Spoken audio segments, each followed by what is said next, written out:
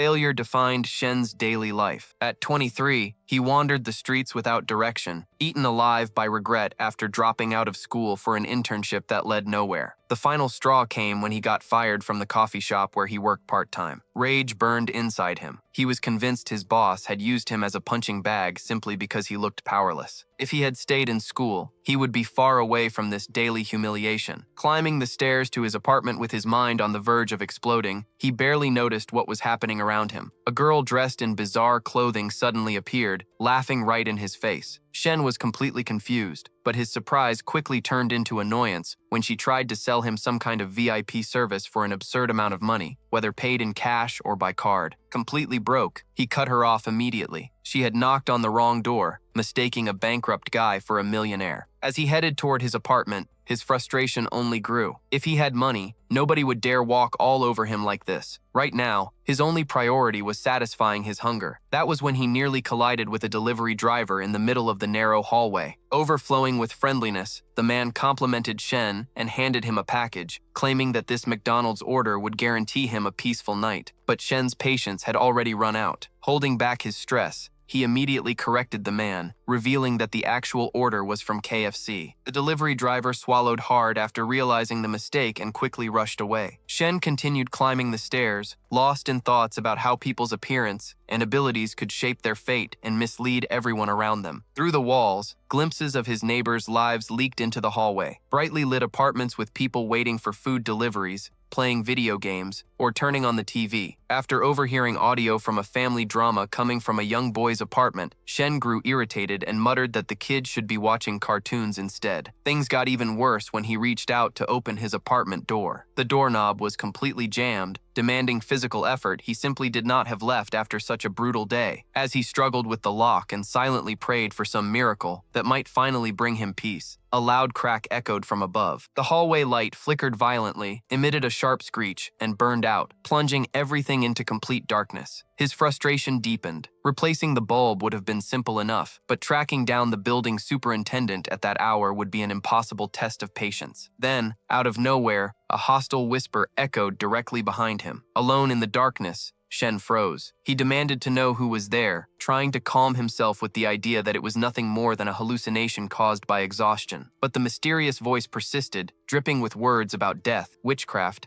and ruin. Paralyzed by fear, the young man remembered the old building's reputation for being haunted. Determined to prove to himself that he was not a coward, he clenched his teeth, forced himself to react, and turned to face the danger. What appeared before his widened eyes hit him like a shockwave. At that exact moment, the weather outside suddenly changed. A violent bolt of lightning tore across the storm-filled sky, unleashing a devastating downpour. As if the atmosphere were not terrifying enough already, a completely black crow with blood-red eyes landed motionless on the entrance threshold, staring straight at him. A brutal storm battered the ancient Gothic structure, with lightning tearing through the darkness and scattering the sinister birds perched on its roof. Inside, the atmosphere was one of pure fanaticism. A procession of figures draped in red robes marched forward in reverence toward an imposing throne. Leading the ceremony, a crowned man wore a manic grin. He announced the beginning of the ritual, declaring that the great Lord of Ashes would finally receive his offering. At his feet knelt the sacrifice, a blonde girl bound tightly and forced to her knees. Her desperate cries echoed throughout the hall, but her pleas for mercy only amused the leader. Overflowing with arrogance, he mocked her suffering, claiming that pain and tragedy were the true driving forces of the world, and that nothing could make him abandon his mission. In an act of blind devotion, the man offered the girl's life to the entity, revealing that the witch was his own flesh and blood. The victim's terror reached its limit when the floor beneath her knees began to glow. A menacing magical emblem spread across the stone, radiating a heavy and deadly energy. The leader nearly collapsed from excitement. Tears filled his eyes as he realized that the sovereign had finally answered the summons after hundreds of years of failure. Swept up by the madness of the moment, the followers in red fell into a complete trance. They shouted louder and louder chants for their master, causing the mystical energy to vibrate violently through the walls. Outside, the massive dark towers continued to watch over the city in silence, while at the center of that nightmare, the girl could do nothing but witness her own doom, completely paralyzed by fear. The leader broke down in tears of relief, celebrating the success of his lifelong mission. The summoning had finally worked. Wearing a victorious smile, he informed the fanatics that the job was done and led the procession out of the hall, leaving the sacrificial girl behind. Her solitude did not last long. The space near the exit began to warp, opening a bizarre portal that continued to grow larger and larger. As she watched in absolute shock, a violent dust storm erupted throughout the chamber, revealing a colossal monster. It was the god of ashes itself, so enormous that the young woman looked no larger than an insect by comparison. The beast opened its jaws, and a torrent of fire engulfed its muzzle. The air inside the hall immediately began to boil. The temperature rose to such an absurd level that the candles melted like water, dripping and crackling across the stone floor. Suffocating and drenched in sweat, the girl nearly blacked out. Her vision spun, and she fought with everything she had to keep her legs steady and avoid collapsing in the middle of that living hell. Suddenly, cutting through the thick cloud of dust, an unexpected figure complained about the lack of air. A young man coughed repeatedly, grumbling about the suffocating heat as he struggled to regain his balance amid the chaos. The moment his eyes landed on the girl,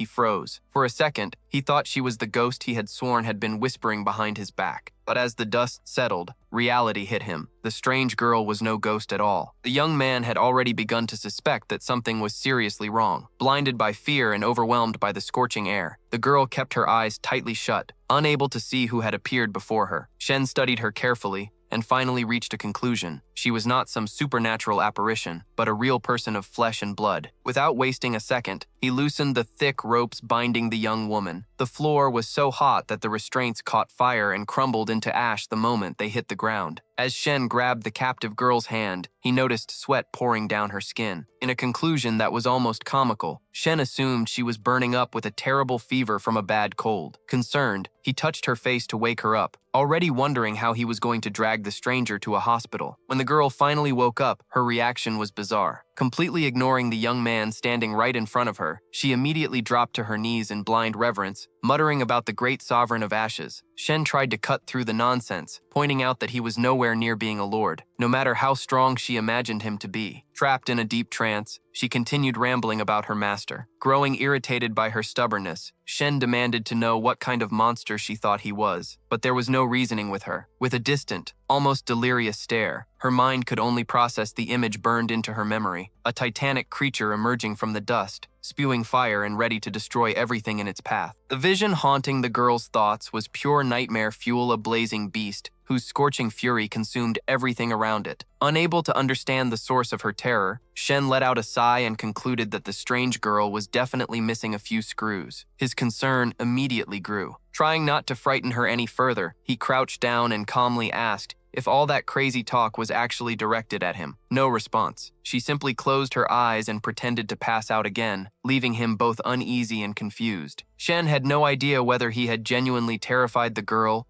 or if he was about to become the victim of some elaborate scam. That was when his work backpack, lying nearby, caught his attention. The simplest way to break the ice, a little caffeine. He prepared a hot cup of coffee in an attempt to wake her up, muttering to himself that she probably read way too much manga if she was making up stories about reincarnation and supreme beings. The comment worked. The stranger cracked one eye open and processed what he had said. In her mind, a disturbing possibility immediately surfaced. What if his rambling was actually true, and the young man really was a disguised demonic god? Hoping to ease the tension, Shen changed his approach. He offered a friendly smile, told her to relax, and asked for her name. The girl was completely stunned. How could an all-powerful sovereign behave with such simplicity and absolutely no arrogance? Lowering her head out of respect, she addressed him as the Lord of Ashes and Destroyer of Stars before finally revealing her name, Aina. Shen couldn't help but chuckle at the absurdly grand title and decided to play along with it. He extended a small pink cup, offering her the coffee with a warm smile to help her recover her strength. The problem was that Aina's perception remained completely distorted. To her, the dark steaming liquid was not coffee at all, but molten lava itself, radiating the terrifying and unreachable power of a god. The world darkened in an instant from Aina's perspective. Through the rising steam, all she could see was the shining cup containing the bubbling, scorching liquid. Terror consumed her. To her, this was the bizarre method the sovereign used to dispose of his victims. Accepting what she believed was her inevitable fate, the young woman reached for the drink, surrendering herself completely and declaring that she would give her life without resistance. Shen nearly lost his patience at the sight of such extreme submission. Fighting back both a cough and his irritation, he demanded that she finally explain who she was and why she kept calling him by that ridiculous title. As they made their way toward his apartment, Aina nervously revealed that she had been the centerpiece of a human sacrifice meant to summon the god of ashes. At last, everything started to make sense to Shen. He had somehow been dragged into another dimension, a place controlled by a sinister cult that used magic and human sacrifices to bring a demon lord into existence. Through some bizarre mistake, he had been mistaken for that world-destroying entity. Nearby, the remains of a candle still cast a faint glow over the magical seal drawn on the floor. Suddenly,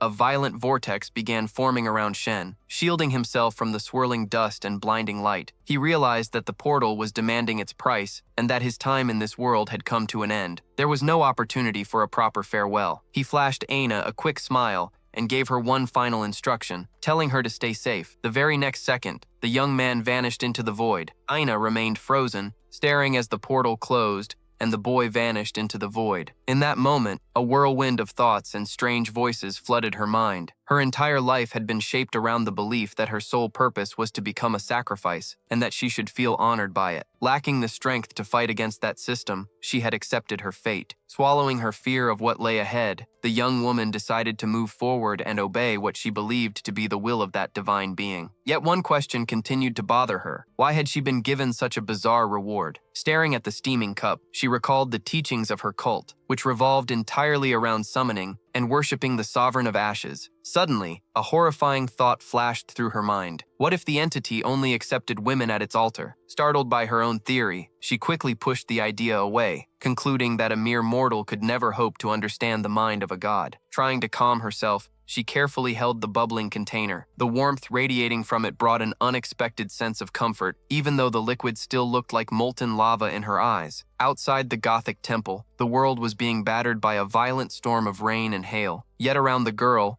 a shimmering magical barrier blocked the downpour entirely, keeping her completely dry. Barefoot and fully aware that her freedom had long since been taken from her, she marched toward the hostile world outside while carrying the cup. When she noticed the raindrops bending away from her, she realized it was her master's protection. For someone who had spent her entire childhood trapped inside an orphanage without ever being allowed to walk the streets alone, exploring an unfamiliar world under the protection of a god did not seem like the worst possible fate. The darkness of the night and the chaotic weather framed the massive metropolis where Aina now stood. She soon realized she was in the capital of Nolan, the largest city in Balandos. As she wandered between the towering buildings, marveling at the strange atmosphere surrounding her, the invisible shield granted by her master continued to repel the storm. Dark, muddy puddles covered the streets, and panic suddenly struck her. She needed to return to the church immediately before the fanatics discovered she was missing. Not far away, the illuminated sign of a coffee shop still glowed through the late-night storm. Inside the kitchen, the air suddenly twisted and warped before opening into a bizarre spinning portal. Shen, who only moments earlier had been standing beside Aina, was violently expelled from the dimensional rift and sent crashing across the room. He slammed headfirst into the work counters with tremendous force. The impact was so brutal that he let out a cry of agony before losing consciousness on the spot. The young man regained consciousness the following day, weak, disoriented, and struggling with fragmented memories of the previous night's summoning. After inspecting his surroundings, he realized he was trapped inside a cafe, yet the unmistakable feeling of having been transported to another world refused to leave him. As he looked around and recalled the cult's eerie mist, one detail on the wall caught his attention: a massive portrait of the cafe's owner. The man had white hair and an unnaturally forced smile that immediately made Shen uncomfortable. He barely had time to process the strange feeling when a girl walked straight past him and, assuming he worked there, demanded an iced latte. Shen searched for the actual employee behind the counter while trying to make sense of the situation. Then the realization hit him. He was practically the spitting image of the man in the portrait hanging on the wall. That bizarre resemblance unexpectedly worked in his favor, since anyone could easily mistake him for the owner at first glance. With nowhere else to go, he checked the time and decided to stay put, determined to meet the real proprietor and clear up the misunderstanding. The day turned into an endless marathon of customer service. One customer walked in asking for an iced Americano, and Shen simply embraced his role as an improvised barista. As the hours passed, the cafe filled with eccentric characters. Even elite athletes showed up behaving strangely, obsessing over the absurd fear of losing their perfect physique and peak conditioning. Time flew by at a frantic pace, yet there was still no sign of the mysterious owner. His hope of an official meeting gradually faded. Outside, customers complimented the portrait hanging on the wall and insisted that the young man working there was just as good as the real owner. Playing along, Shen politely thanked them and invited them to come back again. As he polished cups until they gleamed, he reflected on the irony of fate. The business clearly generated a stable and impressive income. Yet the owner's disappearance raised an uncomfortable question. Had all his effort been for nothing? With no answers in sight, he shut off the lights, claimed some of the cafe's food for himself, and took over a bed in the back room as payment for a hard day's work. Night swallowed the horizon, bringing with it a colossal moon hidden among heavy clouds that bathed the city in a gloomy silver-blue glow. While the young man rested, danger was quietly reorganizing elsewhere. In front of the church, followers dressed in dark robes gathered once more, whispering sinister prayers for the next ritual. Peering through the crack of a doorway, one of the members asked whether this was truly the correct location for the modification procedure. With an enigmatic smile and complete authority, Dr. Norn adjusted his robe and assured him that it was. Aina was among the faithful, a sight that left one of the men completely stunned. He could not understand how someone so young could willingly submit herself to such a fate. As they moved through an underground corridor illuminated by flickering torches, he tried to calm his nerves and asked for her name. Their destination was an isolated laboratory, the perfect place to carry out the so-called modification procedure far away from unwanted witnesses. Aina remained silent the entire time, frozen by shock. At the entrance to the room, Dr. Norn ordered everyone to leave them alone. In a cold and emotionless voice, he demanded that the girl surrender her burning blood. The physician carried a mysterious black box and confidently claimed that its contents would amaze everyone involved, a statement that only fueled his associate's morbid curiosity before he departed. Focused entirely on the procedure, the doctor rolled up his sleeves and began preparing his instruments without delay. The atmosphere inside the laboratory became suffocating. Aina was placed on an operating table with her feet secured in restraints and her hands tightly bound. Completely immobilized, she felt utterly helpless. Without offering any explanation, the surgeon picked up a syringe filled with anesthetic and inserted the needle into her skin. He slowly injected the substance while carefully monitoring every heartbeat and expression. Knowing that resistance would be both useless and dangerous, Aina simply squeezed her eyes shut and surrendered herself to fate. Turning his back to the girl, Norn informed her that the modification would begin as soon as the anesthetic took effect. The moment he lifted the lid of the mysterious box, an intense crimson glow flooded the laboratory like living fire. The doctor froze in shock. Staring at the bubbling lava like crystal resting inside, he began to stammer. To his astonishment, the previous sacrifice had actually succeeded. Pressing his hands against his head, Norn found himself wondering whether the girl's blonde appearance would be pleasing to such a powerful entity. He quickly dismissed the concern, concluding that the god of ashes only cared about one thing, that the offering was a woman. Straightening his posture, he declared that, by the high priest's will, her destiny was to become a daughter of God. Aina looked confused by what that title was supposed to mean for her future. The surgeon calmly explained that the designation was merely symbolic within the cult. Every faith possessed its own method of evolution. In their case, the process required burning the blood itself in order to reshape both the flesh and spirit of the chosen individual. He further revealed that the underground laboratory had been selected because the organization's investors lived nearby and wanted to witness the boiling blood with their own eyes. Norn added that she should consider herself fortunate, as she would be the first subject and would leave her name in history. As Aina processed his explanation, she finally understood the horrifying and irreversible weight of the role she played in the cult's plans. With chilling composure, the doctor drew the flaming liquid into the syringe, preparing to administer the injection. The scarlet liquid surged through Aina's body, spreading an unbearable wave of heat from head to toe. As the syringe emptied, glowing crimson markings began to spread across her skin. The modification process was brutal. The veins in her arms bulged like burning coals, straining every muscle to its absolute limit. Unable to endure the agony, the young woman let out a piercing scream before losing consciousness. Thin streams of dark blood flowed from her eyes and mouth, staining her pale face. Witnessing the scene, Norn clicked his tongue in disgust. He immediately declared the procedure a failure, convinced that the girl had been rejected by the power. Annoyed, the doctor even complained about the visual result, deciding that the contrast between her newly silver hair and glowing red eyes looked terrible. Deep within her coma, Aina began to drift through feverish hallucinations, whispering promises to the Sovereign of Ashes. In the darkness of her mind, the titanic fire-breathing creature appeared once again, yet a distant memory pulled her back from the abyss, reinforcing a single thought: she had to survive and endure the horrors of this cruel world. Far away, the storm continued to hammer the city without mercy. Inside the closed cafe, Shen used the late hours of the night to rest. Lying in bed, his mind refused to settle. His concern for the girl's fate, combined with his suspicions about the cult's sinister rituals, convinced him that the real danger was only beginning. Then a bizarre impact shook the entire building. The sound blended with the endless rain falling outside. A mysterious voice echoed from nowhere, and although Shen tried to convince himself it was nothing more than a minor earthquake, every instinct in his body screamed that something was wrong. That familiar disturbance in the air revealed the truth. Another summoning spell was underway. The thought of being dragged away again sent an initial chill down his spine, but the fear quickly transformed into excitement. Smiling at the possibility of seeing Aina again, Shen straightened his appearance and prepared himself for the unexpected event. He spread his arms and reached out to the strange cosmic fluctuation surrounding him, waiting for the teleportation to begin. But the spell abruptly collapsed. The transfer failed. A violent pain exploded through Shen's chest, revealing that his body still could not withstand the transition. Crying out in agony,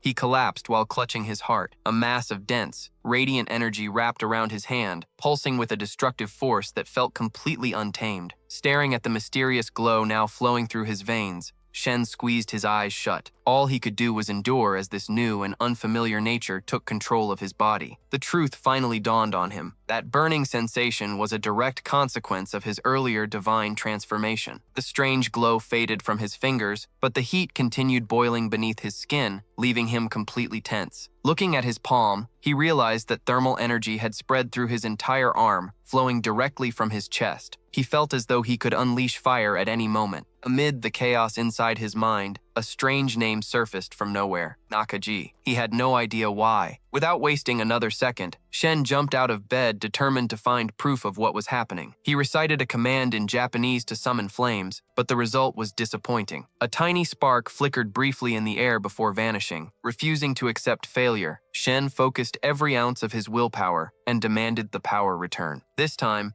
the reaction was explosive. A massive blaze erupted from his hands, flooding the room and blinding everything around him with an overwhelming flash of light. The shock instantly brought him back to reality. He cursed as he realized the danger. One more second of that, and the entire apartment would have been reduced to ashes. Needing to master the ability immediately, Shen began moving his hands carefully, experimenting with the limits of the flames and adjusting their intensity while trying to gain control over the terrifying power now coursing through his body. He increased and decreased the blazing fire, mesmerized by the precision with which the element obeyed his commands. Satisfied with the results, he gradually reduced the inferno until it became a tiny spark before extinguishing it completely. His control was flawless. Alone in the darkness, Shen wore a smug grin, finally experiencing the true prestige of acting like the Sovereign of Ashes. Shen was ecstatic, feeling as though he had been given a genuine second chance at life. Then, in the middle of the flames, the clear silhouette of a girl's face began to emerge. The image looked disturbingly real. Excitement surged through him, and his eyes glowed with an intense crimson light as the apparition seemed to respond to his movements and expressions. With adrenaline racing through his veins, the young man threw himself onto the bed for a moment to catch his breath, watching the tiny sparks that continued drifting and spinning through the air. Determined to test the limits of his precision, Shen shifted his focus to shaping the flames. Moving his fingers carefully, he began sculpting glowing letters in midair. First he formed an N, then quickly followed it with a B. Seeing the symbols remain suspended while burning steadily convinced him that he possessed complete mastery over the energy. Next, his attention turned toward a bookshelf. He knew the flames were intense, but he needed to measure their true destructive potential. Grabbing a few books, he came up with the naive idea of burning some pages and hiding the evidence before anyone noticed. The moment his finger touched the corner of a page, the fire responded instantly. A vortex of flames swallowed the paper and surged upward, flooding the room with an ominous glow. Completely calm and convinced he was safe, Shen stepped so close to the blaze that his head nearly disappeared into the consuming fire. To his surprise, the book's pages remained completely unharmed. Not a single edge was scorched. as though they were protected by some mystical force. Frustrated, he tossed the book aside. The flames were still ridiculously weak. He would need serious training before reaching truly destructive levels. As the storm continued raging outside, the young man let out an annoyed sigh, uncertain about what the future had in store. Meanwhile, an atmosphere of failure hung over the underground laboratory. Torches cast a faint light through the gloomy corridor, while one poorly closed door created the unsettling feeling that something was watching from the darkness. Dr. Norn made no effort to hide his frustration. Every one of his theories had failed. He was already planning the next stage, deciding that his next test subject should also be blonde so he could study how different bodies reacted to the ritual. Locking the room behind him, he contemplated how to revise his plans for Aina later. Then the doorknob moved. A young woman staggered into the corridor, gasping for air and barely able to stand. In a weak voice, she called out to the doctor and announced that she had survived the hellish ritual. Norn froze. Complete shock overtook him as he stared at the girl as though he were looking at a ghost that had returned from the dead. Aina repeated herself, forcing him to accept reality. The man immediately rushed toward her and exploded into a celebration bordering on madness. He shouted at the top of his lungs that the plan had succeeded, releasing every ounce of anxiety he had been carrying. Aina watched him with complete skepticism, fully aware that her chances of survival should have been non-existent. Clenching her hands tightly, she understood the truth. The only reason she was still alive was because of the Sovereign of Ashes, and now her life hung by a thread. The girl radiated unwavering confidence, her loyalty devoted entirely to her master. As dawn finally arrived, the machinery of the cult continued moving forward. A physician delivered new instructions directly to the high priest, while Aina began making preparations for the next ritual. Meanwhile, far away and beneath another relentless storm, Shen faced yet another shift at the coffee shop. With no way to return home, and no sign of the actual owner for an entire month since the last summoning, he simply accepted his circumstances and threw himself into work. The young man had become so skilled at running the place that he had turned into the backbone of the cafe. In fact, he had started daydreaming about taking over as manager permanently. Despite settling into a routine, homesickness hit Shen hard and filled him with a heavy sadness. Hoping to swallow his anxiety along with his drink, he downed an entire cup of hot coffee in a single gulp. The bitter taste burned all the way down. Wearing an apron printed with the face of some random TV host, he wished the day would just end already. The peace did not last. A terrifying pressure suddenly crushed the atmosphere, drowning out even the sound of the rain outside. A bizarre and mysterious voice invaded his mind, reciting the exact same summoning spell he had become far too familiar with. Then the incantation abruptly stopped, leaving behind a suffocating silence. Shen forced a tense smile. His peaceful employee of the month lifestyle had just gone down the drain. The madness was not all in his head, and it was about to start all over again. After finishing his shift, the young man closed the cafe and headed straight to bed, hoping to forget his problems. Unfortunately, a glance at the calendar hanging by the cabinet only made things worse. In a single month, he had already survived 7 completely different recruitment attempts. The thought of running into more sinister cultivators with glowing red eyes and ominous robes genuinely terrified him. To distract himself, he began thinking about local universities like Bedenga, imagining campus life and the beautiful girls who might attend there. The daydream left him embarrassed enough to laugh at himself. Then the commanding, relentless voice invaded his mind once again. It spoke of the Lord of Ashes. Ancient memories stirred. Before he could react, a portal opened and swallowed him whole. His body dissolved into a stream of energy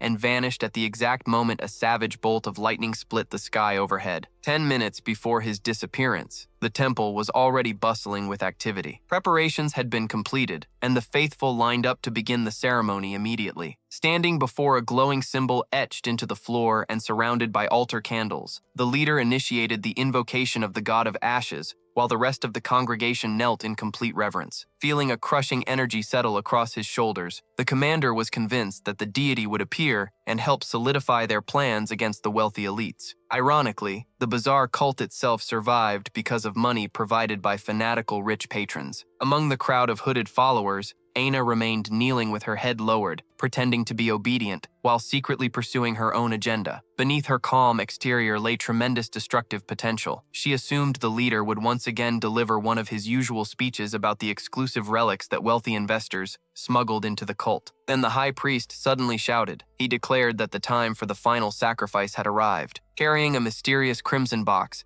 He walked toward the altar, causing everyone present to hold their breath in anticipation. Inside rested a white mask covered in strange runes that almost nobody could decipher. Raising both arms toward the heavens, the priest called upon the Lord of Ashes. The effect was immediate. The candle flames flickered violently. The entire hall plunged into complete darkness. The followers froze, their hearts pounding in terror. The atmosphere changed so drastically that even the storm raging outside vanished from their senses, as though the world itself had stopped turning. While lightning continued tearing across the sky beyond the temple walls, the priest found himself overwhelmed by doubt. He could not decide whether to believe that such a rare and powerful deity was truly descending into the mortal world. He remained both terrified and skeptical, while Aina stared into the darkness with anticipation. The magical symbol carved into the floor erupted with light, sweeping away the shadows and releasing an overwhelming pressure of energy. The priest trembled instantly beneath its weight. Aina froze in shock. The awakening of the being known as the Lord of Ashes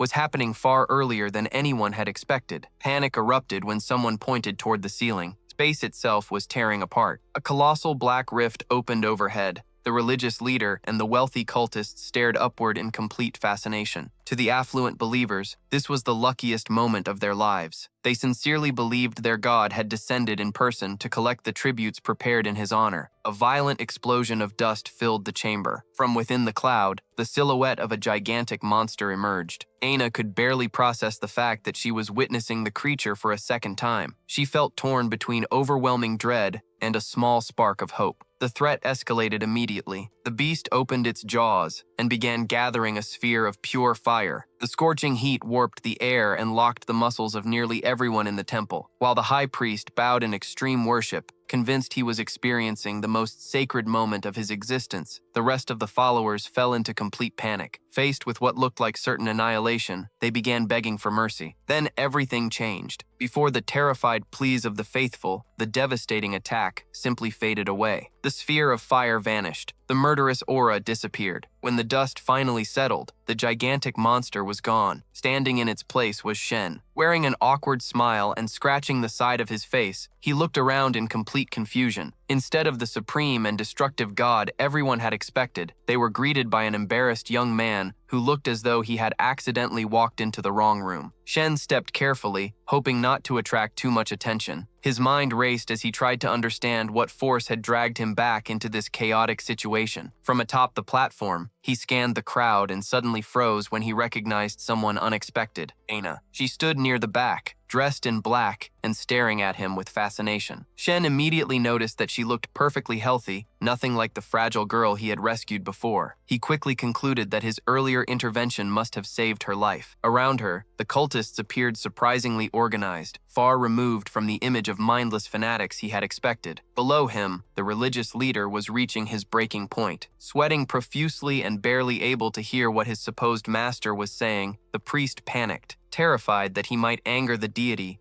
and be reduced to ashes, he made a desperate decision to save himself. He would deliver the tribute immediately. The followers erupted into excitement as they presented their offering. It was a mysterious relic known as the Face of Infinite Change. Watching these people cry tears of devotion, Shen suddenly felt the crushing weight of his disguise. Fear gripped him. He knew that if anyone discovered he was nothing more than an ordinary human being, the entire illusion would collapse and he would be finished. Yet as he observed the crowd more carefully, he realized his greatest advantage. Their faith was absolute. Not a single person suspected the truth. Determined to keep the act alive, Shen fully embraced the role. Mentally dismissing them as gullible fools, he declared the ceremony over in a commanding voice and accepted the tribute with unwavering superiority. In response, the mask began to float upward through the air, drawing awestruck gasps from everyone in the temple. The moment was perfect, until Shen noticed a serious problem. The relic stopped rising far below the platform where he stood. Trapped high above the crowd, he quickly realized that there was absolutely no way to climb down and retrieve the artifact without destroying the image of an untouchable god he had worked so hard to maintain. The mysterious mask floated into the hero's hands. Impressed by the artifact's magical aura, Shen carefully held the relic, feeling its ancient energy pulsing beneath his fingers. Below him, the illusion remained completely intact. The cultists still saw a colossal dragon surrounded by an ocean of flames, utterly stunned that their offering had been accepted by the deity. The cult leader breathed a sigh of relief. Kneeling on the floor, he silently celebrated both his survival and the success of his act as a sacred messenger. But the peace did not last long. Since the entity failed to disappear immediately, the priest's imagination spiraled out of control. In his paranoid mind, the motionless monster could only be planning an apocalypse that would reduce the world to ashes. Panicking, he ordered the crowd to submit completely to the creature's will. That was when Aina broke protocol. Unable to hold back any longer, she openly accused everyone present of being selfish liars who used the deity's name for their own personal gain. The explosion of anger was immediate. Terrified that her insolence might provoke the dragon's wrath, the priest tore back his hood and shouted at her to be silent, publicly humiliating her for being nothing more than an ignorant orphan. The insults became the perfect trigger. Boiling with rage at the injustice, Aina felt a crushing pressure build inside her chest. A powerful and unfamiliar force surged through her veins, instantly locking her muscles in place and dragging her mind into a deep trance. A thick cloud of smoke swept through the hall, making Aina choke. The next second, a storm of flames erupted across the chamber. The illusion of the deity radiated an overwhelming hunger for destruction, as if it were ready to punish everyone's disrespect. Panic spread instantly. The cultists froze where they stood, trembling so violently that many could barely breathe, too terrified even to scream. High above them, Shen's patience finally snapped. Disgusted by the way they had treated the girl, he extended his hand and pushed his power to its limit. The fire obeyed. The flames shot toward the ceiling, twisting and coiling until they formed a colossal three-headed serpent. The temperature inside the temple became unbearable. Through that display of power, Shen delivered a clear and undeniable message. Aina's fate belonged to her alone, and they were to leave her in peace. Hypnotized by the inferno surrounding him,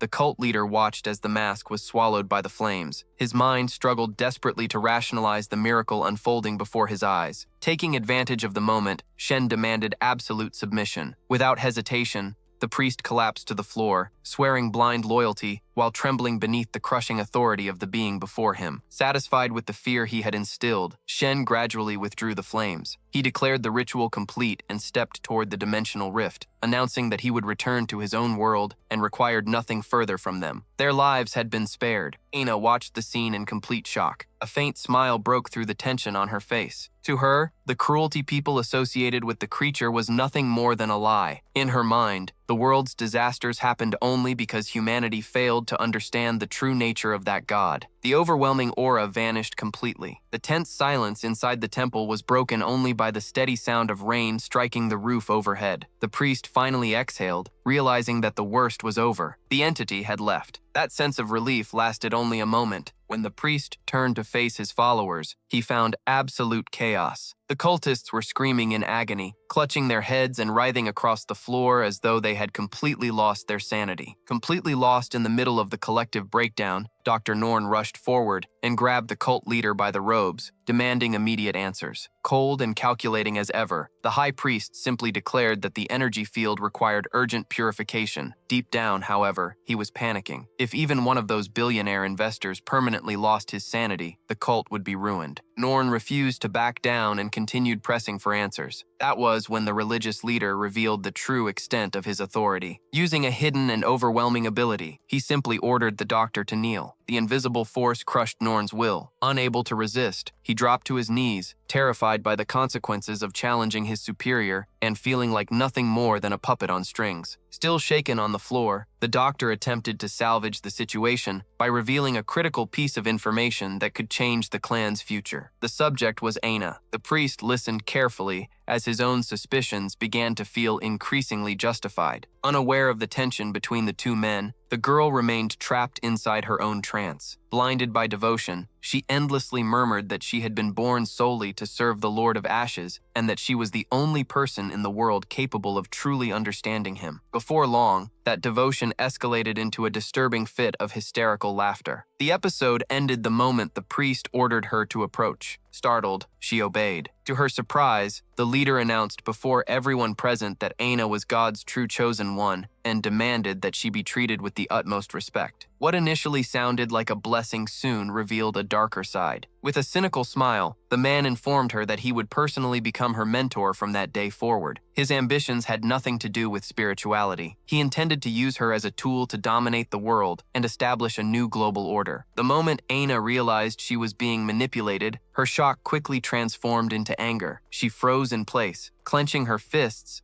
so tightly that her knuckles turned white. Ina frowned and rejected the proposal immediately. She made it perfectly clear that she did not need a mentor and intended to follow her own path. Outside, the storm finally began to fade. The first rays of sunlight pierced through the clouds. A week passed. Disguised in ordinary clothing, the high priest entered a quiet coffee shop. The energy of the Lord of Ashes was unmistakably strong there. However, the moment he came face to face with Shen, the man was left speechless. To him, it felt almost insulting to see a being of such unimaginable power working as the manager of such an ordinary establishment. As always, the hero approached with polite professionalism and asked what the customer would like to drink. After a brief hesitation, the man ordered a black coffee. With a confident smile, Shen assured him it would be ready in a moment and headed behind the counter. As the young man walked away, the priest noticed something deeply unsettling. Shen radiated the exact same presence as the terrifying dragon. The cult leader narrowed his eyes and began studying him carefully, trying to decipher his true identity while fearing that he might become an obstacle to his plans. Back in the preparation area, Shen was genuinely excited. Business had been painfully slow lately, and the visitor finally broke the monotony of his lonely routine. He could not help but laugh at the irony, imagining how the cultists would react if they discovered that their supreme deity was actually struggling to make ends meet and barely supporting himself. The atmosphere throughout the cafe remained perfectly normal. Books sat neatly arranged on the shelves, and the room felt peaceful and quiet. At the table, however, the tension was overwhelming. The priest was seething with hatred beneath his calm exterior. When Shen returned with the order, the man suddenly felt the air leave his lungs, as though the young man's mere presence was crushing his ability to breathe. Desperately trying to hide his panic, the priest quietly thanked him, grabbed the cup, and swallowed the scalding coffee in a single gulp. The sight left Shen completely stunned. The coffee was scalding hot enough to cause serious burns, but the man stared into the empty cup and realized there had been no poison in it. At that moment, he discarded the idea that the young man was an enemy. Across the counter, Shen's attention shifted to a glass bottle the customer was carrying. Inside were dozens of carefully folded paper cranes. The visitor explained that the origami figures had been made by his daughter and carried immense sentimental value. With bitterness in his voice, he reflected on how children are always full of dreams. He had promised to help her complete the collection during his spare time, but work had consumed his life. The promise was never fulfilled. Now, the bottle was the only physical reminder he had left of the little girl he had lost forever, turning his grief into an unbearable burden. Showing genuine sympathy, Shen lightly touched the man's shoulder and apologized for bringing up such a painful subject. He encouraged him to find the strength to keep moving forward despite everything that had happened. As he rose from his chair, the man sadly remarked that only death itself could fill the emptiness inside him. Internally, however, the priest burned with resentment. He reaffirmed his conviction that no matter how powerful his opponent might be, he would never abandon his ultimate goal. Shen simply watched the customer compose himself, understanding that everyone carried grief differently, even when they tried to maintain a calm exterior. Taking the encounter as a sign of fate, the man finally introduced himself. His name was Byron Hart. Shen calmly returned the introduction and, with a friendly smile, invited him to stop by again sometime, acting as though the entire bizarre conversation had been perfectly normal. The turning point came as Byron was leaving. Holding the bottle in one hand, he stepped outside convinced that the cafe manager was a powerful outsider from distant lands, someone hiding secrets far beyond ordinary understanding. Then his train of thought was abruptly interrupted. The cafe door burst open behind him. A shout echoed through the street. Someone rushed toward him at full speed, grabbed his shoulder, and demanded that he wait. Byron Hart froze on the sidewalk, expecting an ambush from the mysterious young man. Instead, reality completely shattered his expectations. Looking slightly embarrassed, Shen explained that the customer had forgotten to pay for his coffee and that the business needed revenue to survive. Byron stood there in disbelief. The manager had chased him down the street over a cup of coffee. As he blended back into the crowd and reflected on the encounter, the cult leader finally relaxed. He became convinced that the young man held no hidden hostility toward him. Unfortunately, Byron's own plans remained deeply sinister. As he walked through the city, his mind remained focused on his ultimate objective. He intended to use the mage Shabu to summon the Lord of Ashes, kill the entity, and offer it as a sacrifice in order to reach the other world and bring his deceased daughter back to life. Meanwhile, the scene shifted to Shen's room. The young man had piled books across his desk while trying to uncover the truth behind the mysterious creature.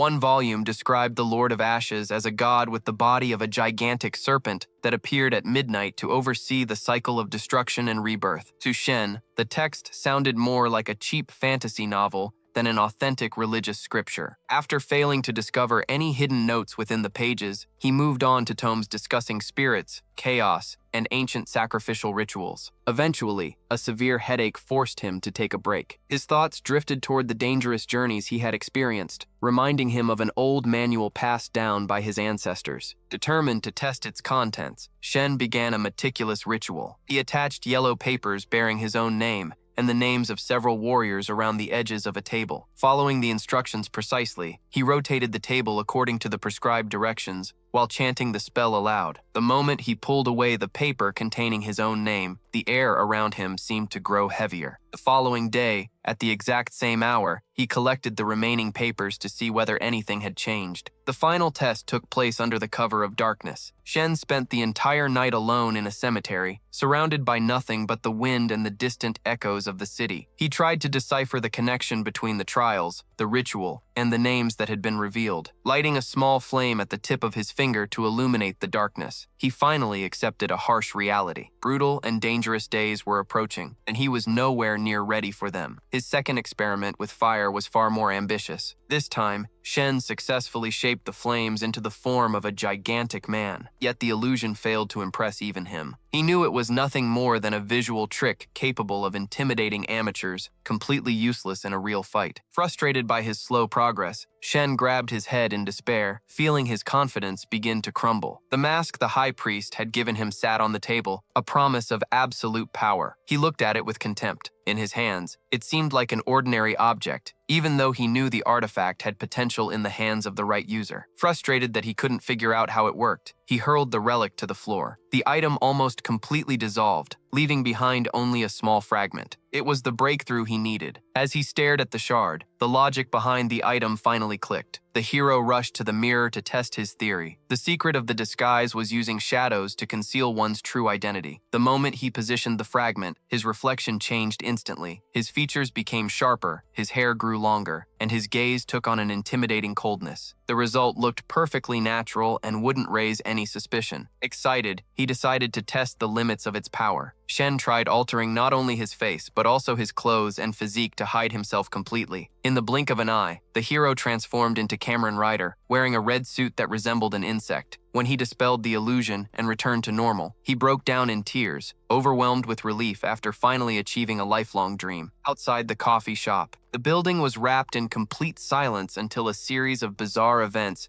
shattered the calm. Looking up at the ceiling, Shen heard that familiar voice again, ordering him to ignore the call. He quickly realized there was a pattern. The spells used to summon the same deity changed depending on the region and the summoner's ultimate goal. Meanwhile, inside a temple with completely darkened windows, Dr. Byron focused his intentions on a young man. Standing at the center of the hall, he activated a glowing symbol on the floor and recited ancient words with absolute confidence. A young woman watched from a distance, frozen by the imminent danger of the ritual, until the moment he pulled her closer. Halloween was only a few days away, the date Byron had been waiting months for to bring an unknown god into the world. He was convinced that this entity had existed since the beginning of time and possessed all of humanity's knowledge. Pages covered in spells swirled through the air, but that power guaranteed no happy ending. Even though he was doomed to die and held nothing but a paper swan, Hart refused to back down. His plan to revive his daughter outweighed any danger. A thick white fog swallowed the entire area. Despite his fear, the man kept staring into the mist, trying to catch a glimpse of the entity. Then blue runes filled with alien energy lit up within his pupils. Floating magical text appeared, questioning the secret behind his exotic eyes and his true intentions as the god began to materialize within the fog. It was unbelievable that no one had ever attempted contact with that creature before. The dark silhouette standing in the middle of the mist resembled Hart himself, sending a chill down his spine and drawing a bitter smile from him. The being was identical to the previous visitor, and even to the man performing the ritual. Leaning against the stone wall, the young woman remained perfectly still to avoid being discovered, until she noticed something bizarre and slowly raised her gaze. Through green-tinted eyes, a gigantic silhouette struggled to take shape within the fog. The figure twisted and writhed in a terrifying way, as if it were alive. Hart immediately realized it came from another dimension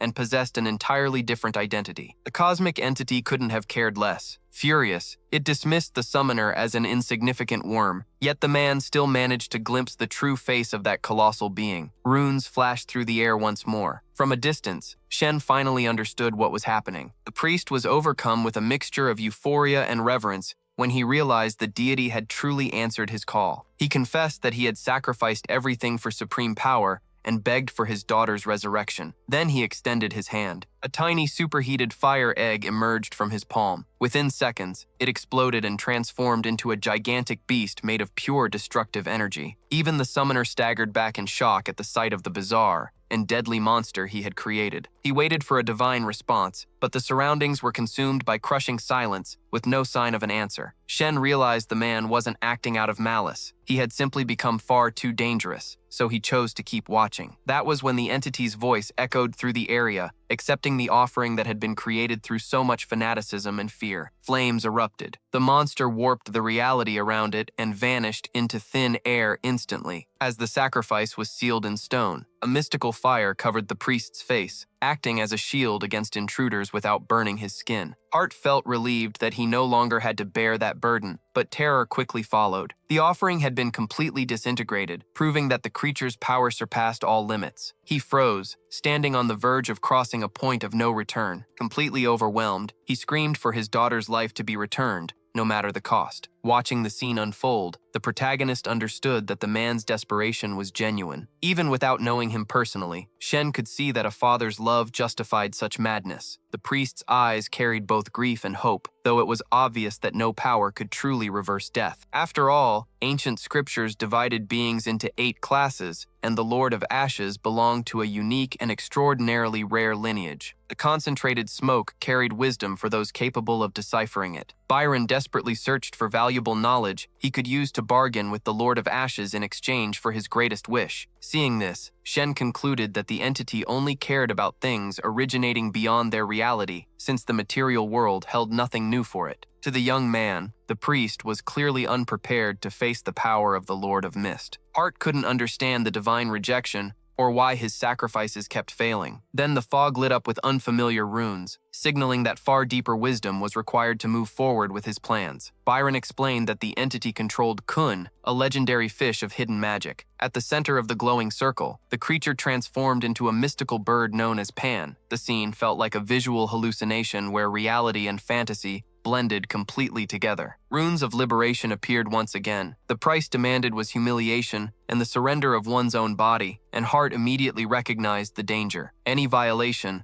or extreme transgression of the cosmic laws would bring tragic consequences. As the man floated helplessly in the air, Shen deciphered Byron's true intentions. His real goal was to uncover the mysteries of the universe, but a single mistake there could destroy the entire planet. Hart watched his own duplicate rise into the air and panicked, fully aware of the risk of challenging divine forces. The endless fog seemed to freeze time around the summoner. Soon afterward, the double began to fall apart, suggesting that the priest had failed to learn the lesson. Even so, Shen remained on guard, knowing that the effects of the ritual were still active. The delay did nothing to change the ritual's fate. The man knew very well that humanity would come to hate him the moment the Lord of Ashes' power was unleashed, bringing dark schemes far worse than he could imagine into the world. Hart carried an enormous burden on his shoulders. The secret of resurrection was knowledge known only to him, and the slightest lapse in concentration would cost innocent lives. Outside, the cafe looked completely ordinary, its dim sign blending into the night. But inside lay the turning point that would rewrite history. Shen leaped through the portal and landed directly in his room, feeling the impact of someone who had just survived hell itself. The challenge had pushed him to his absolute limit, but the victory left him with one undeniable truth. His days as a novice were over. The summoning had opened the door to an entirely new level of magic. When he checked his phone, he was stunned to discover it was already past midnight. The afternoon ceremony had somehow devoured the hours. That energy hadn't come from an ordinary white mist, but from the true master of flames, proving that real power surpassed every theory written in books. With his journal in hand, he documented the madness of the day, recording the fact that Byron had revived someone and noting the secrets connected to the ancient castle. A photograph taken inside the portal was discarded because it showed an unrecognizable landscape. Now living within a male clone, the newly reincarnated life brought a strange sense of comfort and relief. Wanting to test the limits of what he had gained from the summoning, Shen tried taking a photo of himself and touched his face, forcing an appearance change to see whether his body would respond. His expectations were high, but reality hit him like a punch to the gut. Nothing happened. No magical reaction, no extra flames, no energy manipulation, just overwhelming disappointment. Frustrated by the failure, he threw his mask to the floor. It vanished into thin air, leaving only a faint trail of light across the room. All that remained was a strange fire seed resting in the palm of his hand, leaving him wondering how something so tiny could conceal such an absurd amount of power. That level of power was simply absurd. Shen let out a disbelieving smile as he tried to process how a divine entity could casually transport bodies and manipulate someone else's energy with such ease. With no immediate answers, he tossed the glowing seed into the back of a drawer, convinced that the object would one day be the key to understanding true magic. Exhaustion finally caught up with him. Outside, the night was dark and moonless. Collapsed on his bed, he wanted nothing more than to catch his breath after an intense day. Silence filled the room, broken only by the distant sounds of the street. But the calm didn't last long. On its own, the dresser drawer slid open, and the seed fell to the floor, bathing the room in a mysterious glow. From that light, a gigantic lizard materialized directly on top of the boy. The creature stared at the young man's face, examining every detail, trying to determine whether the sleeping human concealed any threat. It got so close that the heat of its breath could be felt. Shen didn't even twitch. Completely unaware of the danger, he simply let out an earth-shaking snore. The creature was so startled that it stumbled backward awkwardly. Losing its balance, the reptile crashed out of the room, rolling through the doorway and kicking up dust before finally landing on the sidewalk outside. Dazed and confused in the middle of the empty street, the monster shook its head, completely lost among the towering buildings. Before it could regain its bearings, a violent reaction erupted throughout its cells. The lizard's body began to boil, reaching an uncontrollable temperature. Right in front of it, a stray cat was crossing the sidewalk. Without warning, the creature's flesh tore apart from the inside out, erupting into brutal flames that devoured the surrounding space. The cat froze instantly, feeling the overwhelming heat at its back. Its ears shot upright in alarm. It turned around and found itself staring directly at the explosion. The monster simply vanished, leaving the cat bewildered as a thin mist lingered in the air. Far from there, George's presence alone commanded respect. With one hand gripping the handle of an umbrella, the Class A detective of Noland carried the weight of countless urban legends. On the streets, people called him the Shadow Killer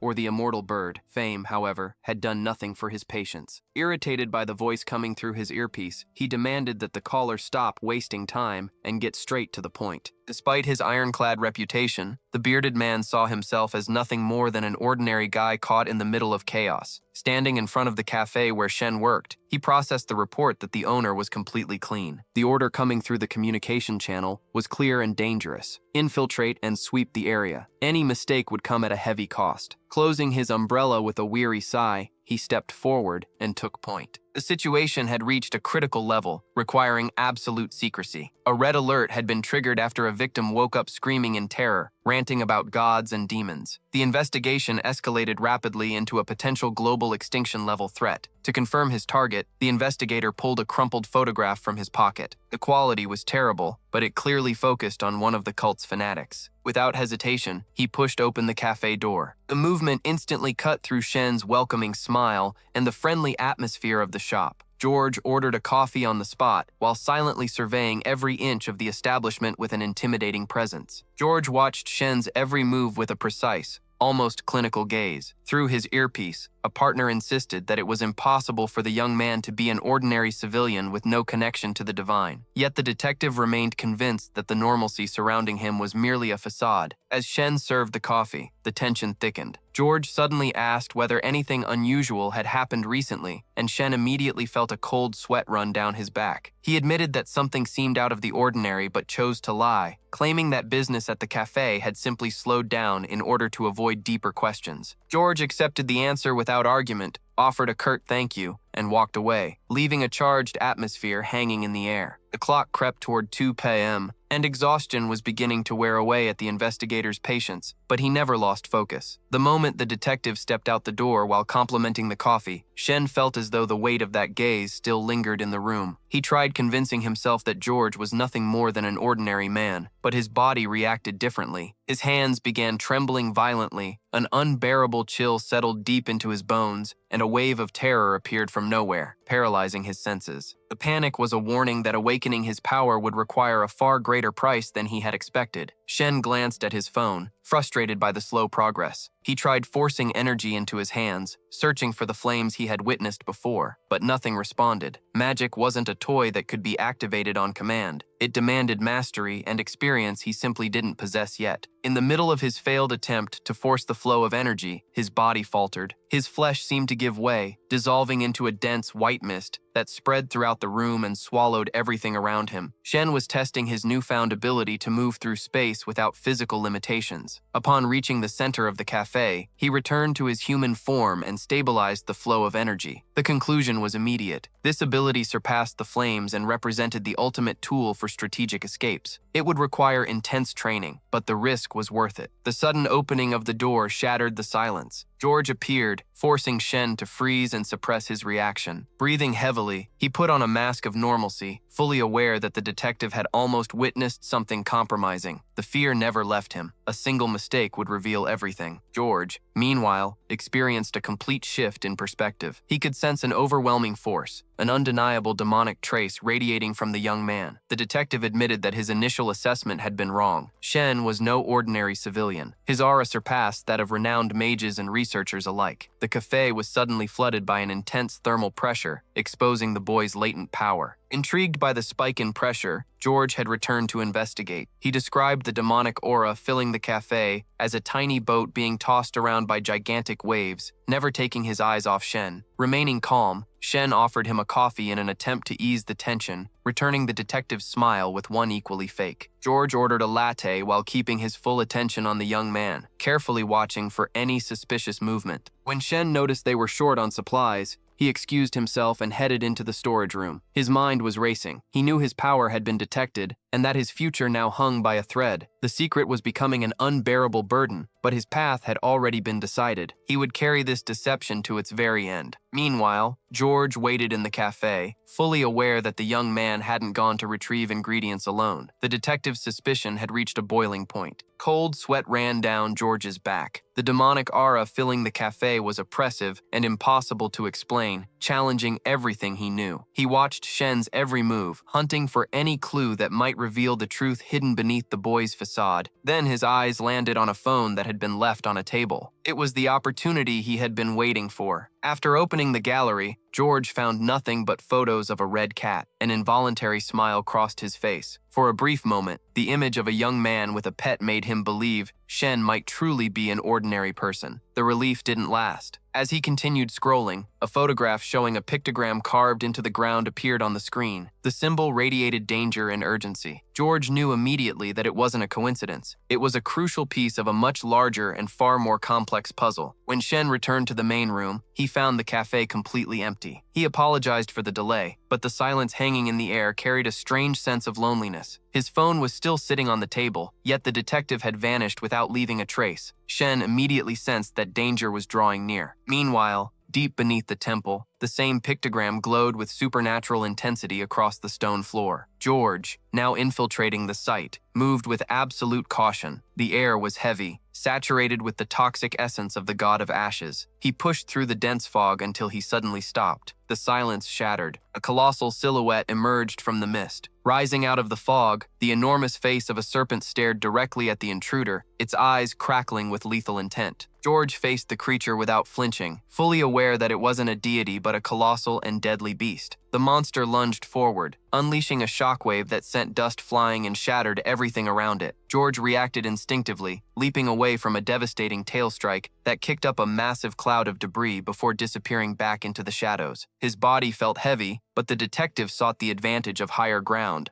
launching himself toward the ceiling. The trap was closing in, and only one option remained: He activated the summoning technique of the third sword. In a flash of light, the blade materialized in his hand. It represented the second stage of disaster, a desperate gamble against a threat of epic proportions. Disoriented, the serpent searched for its target. A faint glow hovered above it, but the creature couldn't determine the source of the light. George regained his breath and maintained a calm, almost arrogant posture while the monster prepared its final strike, opening its enormous jaws. The moment the beast lunged, George didn't retreat. A thick, corrosive liquid, one of the side effects of the summoning technique, poured onto the serpent's head. The effect was immediate. The creature froze in place, neutralized by the magic. George seized the opening and drove a deep slash across its body with his dagger. Feeling the crushing power of its opponent, the serpent retreated. For the first time, it acknowledged defeat against an enemy it had underestimated. The beast smashed through a wall, leaving behind nothing but rubble and the tense silence of a partial victory. George exhaled slowly, his chest rising and falling from the effort. The reality of this world was merciless. Survival always hung by a thread. Acting on instinct, he hurled his dagger into the fog, attempting to strike the fleeing monster. The blade sliced through the air, shining with growing magical energy, but the target was faster. Instead, the weapon dissolved into a portal of fire that shrank until it vanished completely. Outside, the storm concealed every trace of the enemy. The detective refused to give up. He continued forcing the summoning technique beyond its limits. Again and again, he threw the weapon, sending it through calculated arcs across the darkness between the trees. Nothing. Each time, the dagger stubbornly returned to his hand. The maneuver required a level of precision he had yet to master. Frustrated, he adjusted his aim repeatedly, coordinating the attack with every movement of his hands and feet. 5 attempts, 5 failures. The target remained untouched, as though mocking his skill. Soaked by the rain, George finally accepted the bitter truth. His current arsenal wasn't enough. The monster was simply too fast and elusive. Retreating toward what remained of the temple, the detective began evaluating his next move. The problem now involved Byron. His opponent was cunning, a strategist from the Sovereign clan, and a single mistake would prove fatal. As he adjusted his communicator, George knew one thing for certain. The level of danger had risen dramatically. George's summoning turned out to be nothing more than a dense fog, far from enough for a large-scale assault. The assessment was straightforward. Belant was crawling with cultists, each one capable of disrupting the balance of power. After ending the call with his ally, the detective confirmed that a detailed report had been sent to the anti-magic office. Strong countermeasures would soon follow. 2 months passed. Shen trained outside the cafe, pushing the limits of his energy. Sparks crackled through the air, drifting above the rooftop and casting an unnatural glow across the street. He carefully measured the results. His area of influence extended beyond 300 meters, and the flames seemed to whisper secrets, carrying distant voices within their fire. His heart raced. The weakness of his current abilities constantly reminded him that growth required relentless effort. Without hesitation, he continued pushing into the unknown. His attempt to fully immerse himself in the mist ended in failure. Only his right hand disappeared into the veil, an irritating physical limitation. In contrast, a small flame emerged from his left palm. Shen studied the difference. One side attacked, the other concealed. New possibilities for combat began to reveal themselves. Alone inside the quiet cafe, he ended his training session exhausted but optimistic. As he lay down to rest, George's absence weighed heavily on his mind. The detective hadn't appeared in days. Shen found himself remembering their conversations, the stories about distant worlds, and the comfort of an unlikely friendship. Still, he knew that peace was fragile. If the truth about his identity were ever exposed, the hunt would be merciless. As sleep finally overtook him, the feeling of vulnerability remained, challenged by a sudden threat forming somewhere within the shadows. Massive pillars framed beams of light that pierced the surroundings, giving the place a surreal atmosphere. Unsure of what he was witnessing, Shen wondered if he had somehow entered the domain of the Lord of Ashes. In the distance, Aina's silhouette appeared. She seemed completely unaware of his presence, immersed in a deep sleep. Shen circled around her from several angles, confirming that no magical barriers surrounded her. The temptation to act was obvious, but fear of unpredictable consequences kept him restrained. He reached out and touched the young woman's face, checking whether she would react. She remained completely passive. Then the atmosphere shifted, the light intensified, and the pillars began crumbling into ash. The boundary between dream and reality was becoming dangerously thin. Realizing that the illusion was collapsing, Shen chose to force himself awake. Before leaving, he gently patted the girl's head and withdrew, leaving behind nothing but a trace of lingering warmth in the air. At the same moment, inside a mansion, Aina jolted awake with a scream. The Lord of Ashes had invaded her dream, manipulating her senses through overwhelming mystical power. She desperately tried reconnecting to the spiritual plane in search of the deity, but the attempt brought a sharp wave of physical pain. Something was pulling at her, a cruel reminder that such contact demanded a heavy price. When she examined her body, she found the mark, a seal, proof of her servitude to that entity. Her fate had now been decided. Outside,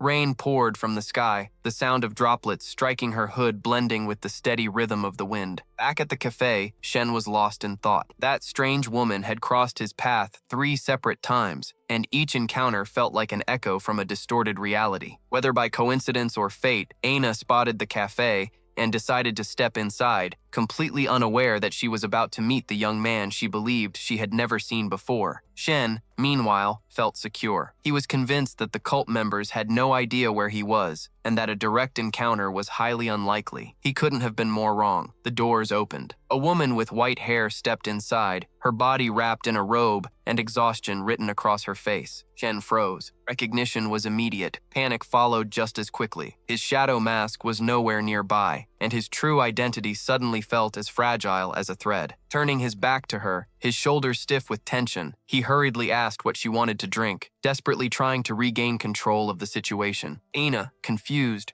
repeated the question. The discomfort between them was impossible to ignore. Shen felt a surge of irritation. How had she found his hideout? Remembering the tracking abilities possessed by cult members, he quickly realized that absolute caution was necessary. With a forced smile and a slightly shaky voice, he made an evasive comment, trying to sound casual while his mind raced through every possible risk. She studied the young man carefully. There was something about him that felt strangely familiar, a vague reminder of the times he had appeared in his true form. Aina found herself caught between the caution one feels around a stranger and the curiosity that comes from sensing a hidden secret. Shen turned back toward her, attempting to break the tension by asking why she had come. She claimed she had nothing to say. The cafe fell into an uncomfortable silence. Shen evaluated the situation quickly. For now, she seemed harmless, and any aggressive reaction could trigger a disaster. He offered her coffee, but she declined. Then he suggested a vanilla latte, hoping to stabilize the situation and buy himself more time. This time,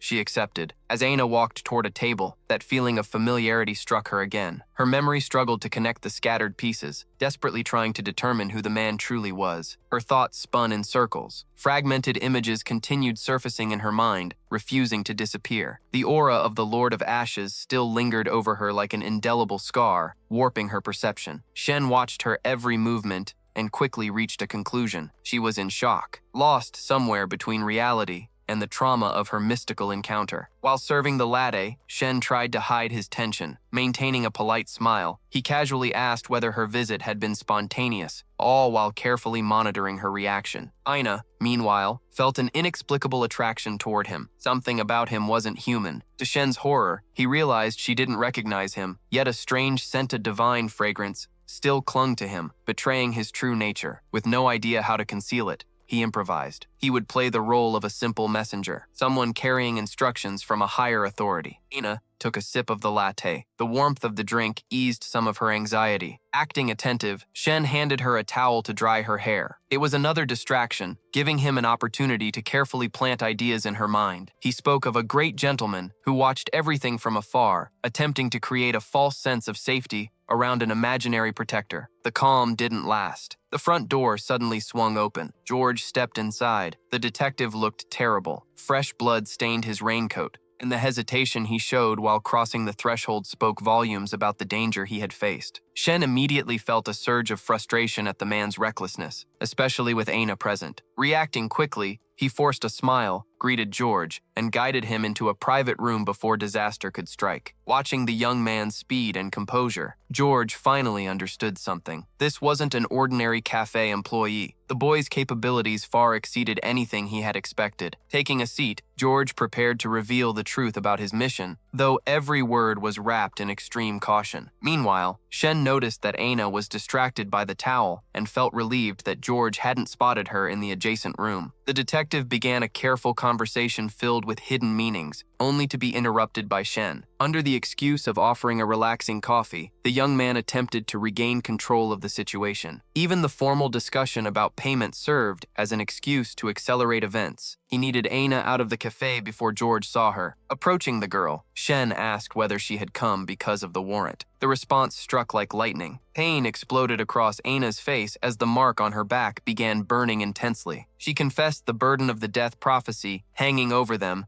and her desperation to summon the sovereign. Maintaining the facade of an ally, Shen firmly instructed her to trust the entity, promising absolute protection. His words carried manufactured authority. To Aina, they felt almost hypnotic. Under the influence of that reassurance, she agreed to return to the temple and left with an obedience that seemed nearly mechanical. Back in the main room, Aina crossed paths with George. The detective paid no attention to the girl. Instead, he pulled a photograph from his pocket and showed it to Shen. The image hit the young man like a punch to the stomach. The face in the photograph was Aina. George was searching for information about a member of a dangerous cult, completely unaware that she had been only a few steps away moments earlier. For an instant, it felt as though the ground vanished beneath Shen's feet. The revelation effectively made them accomplices in a crime threatening the stability of the entire nation. Keeping his expression perfectly neutral, he measured every word. He promised to cooperate with the detective, but attached a risky condition. He would only identify the girl if George saw her in person. It was a monumental bluff, designed solely to buy time and ensure that Aina could escape before the investigator discovered the truth. George studied the photograph again. Though the image quality was poor, he felt certain he was finally on the right trail. He thanked Shen and cautiously asked what compensation he expected for the assistance. Maintaining the attitude of someone holding all the cards, Shen proposed an exchange. The detective would have to grant him a favor in the future. Aware of the value of the information and slightly irritated by the demand, George nevertheless agreed. He promised to compensate Shen with valuable items, including rare antiques, before hurriedly leaving the cafe. Once alone, Shen rubbed the back of his neck. The weight of the deception pressed heavily on him. The tension in the air was almost tangible, a clear reminder that he was operating at the very edge of danger. Meanwhile, at a secluded residence, Jana stood on a balcony overlooking a dense forest. A gentle voice interrupted her thoughts. It was Byron. The moment she saw him, she couldn't hide her excitement. Yet when she tried to express what she truly wanted to say, her courage failed. Embarrassed, she changed the subject and began talking about money, mentioning her family's difficulties and the poor condition of her companions, who remained bedridden after their dangerous missions. Byron was unimpressed by the excuses. His attention remained fixed on the determination she had displayed since the ceremony. Still, he approved her request for a bonus. Jana practically lit up with joy. Privately, however, Byron remained deeply cynical. To him, Jana's greed was ironically proof that she was one of the few people who genuinely understood how cruel the world truly was. Without wasting another moment, Byron returned to the basement. The pressure, his obsession with summoning the Lord of Ashes, could no longer be delayed. Raising a blade, he prepared to slice open his own palm and seal the ritual with blood. The blade cut through the air. Blood splattered across the symbol engraved into the floor. Byron recited the incantation with desperate hunger, forcing reality itself to answer his desire. Yana shrank into a corner, covering her eyes and ears as she tried to escape the insane energy filling the room. A thick fog quickly consumed the surroundings. Then, from the center of the mist, a powerful figure emerged. It bore Hart's appearance. The hero watched the scene in stunned silence, desperately hoping it would end soon, while the false Hart stood proudly within the fog, displaying a glory that the real young man knew he had never possessed. Byron was blinded by greed. When questioned about the risks of the ritual, the high priest made no effort to hide his hunger for forbidden knowledge. Hidden within the shadows, the hero maintained the appearance of someone in control, warning Byron to proceed carefully before the entire plan collapsed. The focus shifted to Yana, who remained curled up in fear. The atmosphere grew heavier when memories of a victim were used as psychological leverage. As Byron's clone moved through the fog, the real high priest celebrated the acquisition of strange items and bizarre powers, rambling about luck and miraculous cures in a way that felt like a cruel joke born from the ritual itself. The artifact he received radiated an unsettling energy. The hero accepted the gift, fully aware that it wouldn't solve even his most basic problems, but it was better than nothing. Nearby, Yana approached a massive portal. She reached out and touched its surface, hesitantly pushing against the passageway. While the hero searched for a strategy to deceive the high priest, an unfamiliar silhouette emerged from the shadows, completely changing the direction of the confrontation. A soft voice broke the silence. It called out to Byron. It was Eva, his daughter, with her golden yellow eyes, instantly altered the oppressive atmosphere in the room. Hidden within the mist, Yana observed cautiously, but the weight of an unknown energy struck her like a physical blow, knocking her onto the cold stone floor. Eva approached her father and described an endless, lonely dream from which she had only escaped after feeling the cutting cold of the real world. As she spoke, the hero watched with growing unease. Art's daughter's resurrection defied all logic. He knew the miracle had been made possible only through secrets buried within forbidden manuscripts. Watching from the shadows, Shen realized that Byron had fallen completely into uncontrollable fanaticism, genuinely believing in his own omnipotence. The atmosphere became increasingly tense. Convinced that his previous sacrifice had not been enough to satisfy the deity, Byron grew frustrated with fate itself. Eva, sensing something her father could not,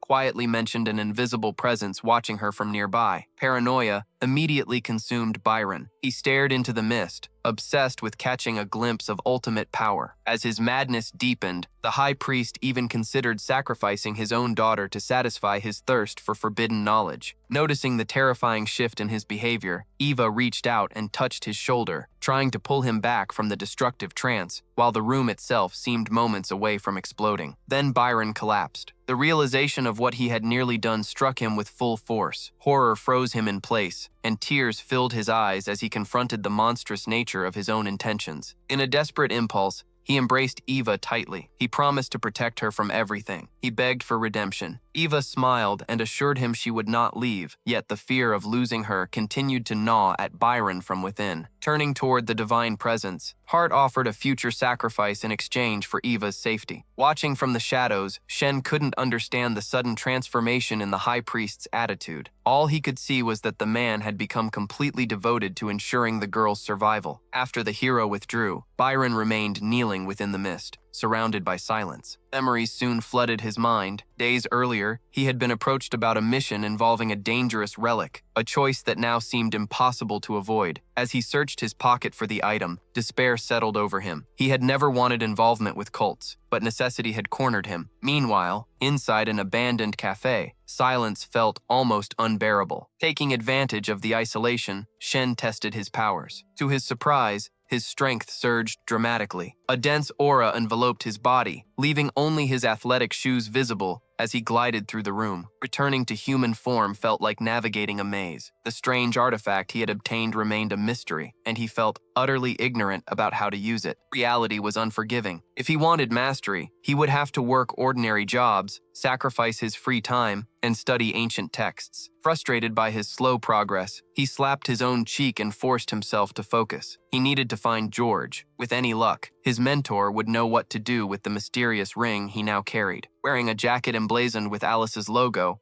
the hero prepared for the meeting. A sense of anticipation began to grow inside him, as though something significant was about to happen. The item was expensive and exceptionally well made, reinforcing his suspicion that, in this world, price often determined reliability. Outside, the streets were dark and deserted. Rain poured from the sky, soaking his cloak and steadily ruining his mood. Inside a bus, he mentally reviewed the photographs he had taken of the building, the final clues that might help him locate his target in South Belen District. The city itself resembled a maze, divided into 4 sectors separated by enormous walls. Official authorization was required to move between them, making his mission far more dangerous. After getting off the bus, Shen found himself standing on a glass bridge stretching through the rainy darkness. He believed he was the only fool willing to face such weather. Then he noticed a cloaked girl standing on the opposite side. She was watching him as well, evaluating whether he was merely another disciple or something far more dangerous. Shen had no interest in distractions. Ignoring the stranger, he searched for shelter where he could use his binoculars. Adjusting the focus toward the distant building, he processed everything he had learned. Byron was an enigma, a man of layered personalities and overlapping secrets. The plan remained simple: maintain the disguise of an amateur photographer and continue the investigation. If the cover was blown, He already had an escape route prepared. Keeping his cloak and mask in place, Shen cautiously observed the area while processing Lana's unexpected appearance. The girl seemed to be heading toward Badine College, yet something about her behavior made him suspicious. He found himself questioning Hart's involvement and sensing an odd connection to the atmosphere surrounding the location. After considering the matter, he decided it wasn't worth standing on the bridge in the pouring rain any longer. He turned around and headed back toward the cafe, abandoning his suspicions for the moment. Meanwhile, the aura of the Lord of Ashes continued to create a growing sense of discomfort. Shen assessed the situation while suppressing the instinctive urge to draw his blade and launch a preemptive strike. The situation shifted again when George arrived beneath an umbrella. The detective calmly approached the young woman and asked whether she was truly his new partner. George proceeded to deliver a detailed report regarding Sol Lin, but her reaction was immediate and hostile. Lin quickly corrected him. She wasn't a simple high school student. She was a first-year college student who expected professional respect. Watching Nolan's exhausted state, the detective sighed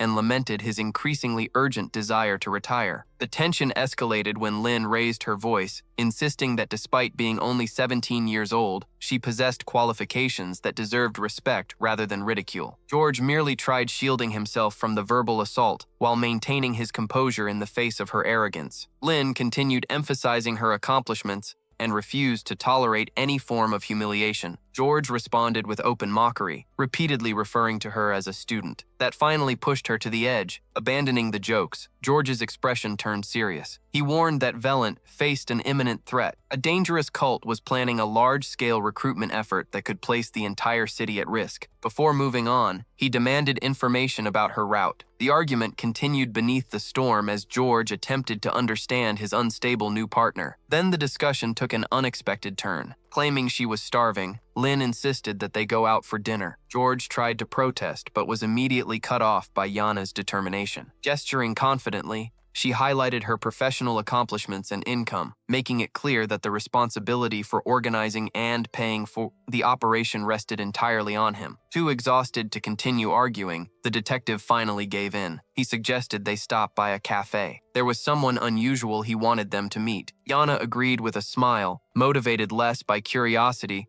and more by the urgent need to eat a proper meal. As the pair made their way through the city, Shen tried to shake off the chill of the journey with a hot shower. Steam filled the room as he mapped out his next move in his head, a trip to the library in search of knowledge. Lost in thoughts about the future, he was suddenly interrupted by a familiar voice. It was George. Shen had to cut his moment of relaxation short and, wearing nothing but a towel, headed into the cafe's common area. The place seemed empty. George stepped inside, checking every corner, while his voice echoed through the cafe. And Lin tried to figure out where this acquaintance of his was hiding. Shen finally appeared, immediately drawing their attention. A genuine spark lit up the detective's eyes at the reunion, but there was also something heavy and oppressive about Shen's presence that stirred an uneasy feeling in the observer. Lin froze. As she stared at the newcomer, a blurry and traumatic memory seemed to awaken inside her mind. The image of a grimoire engulfed in flames flashed before her eyes, radiating unbearable heat. Visions of a ritualistic massacre flooded her thoughts. Cultists lost in a trance, victims consumed by raging fire, and the silhouette of a massive mansion reduced to ashes. The final image was a magically enchanted blade, a symbol of power and destruction. The scorched earth seemed to conceal something terrible, like an omen of ruin. Lin looked at Shen, convinced he had ties to the cultists she had been hunting. The thought of wiping out every magic user crossed her mind as the only viable solution. Sensing her suspicion, Shen sarcastically asked if she was still in high school, implying that the office had no room for children. Lin clenched her jaw, suppressing her anger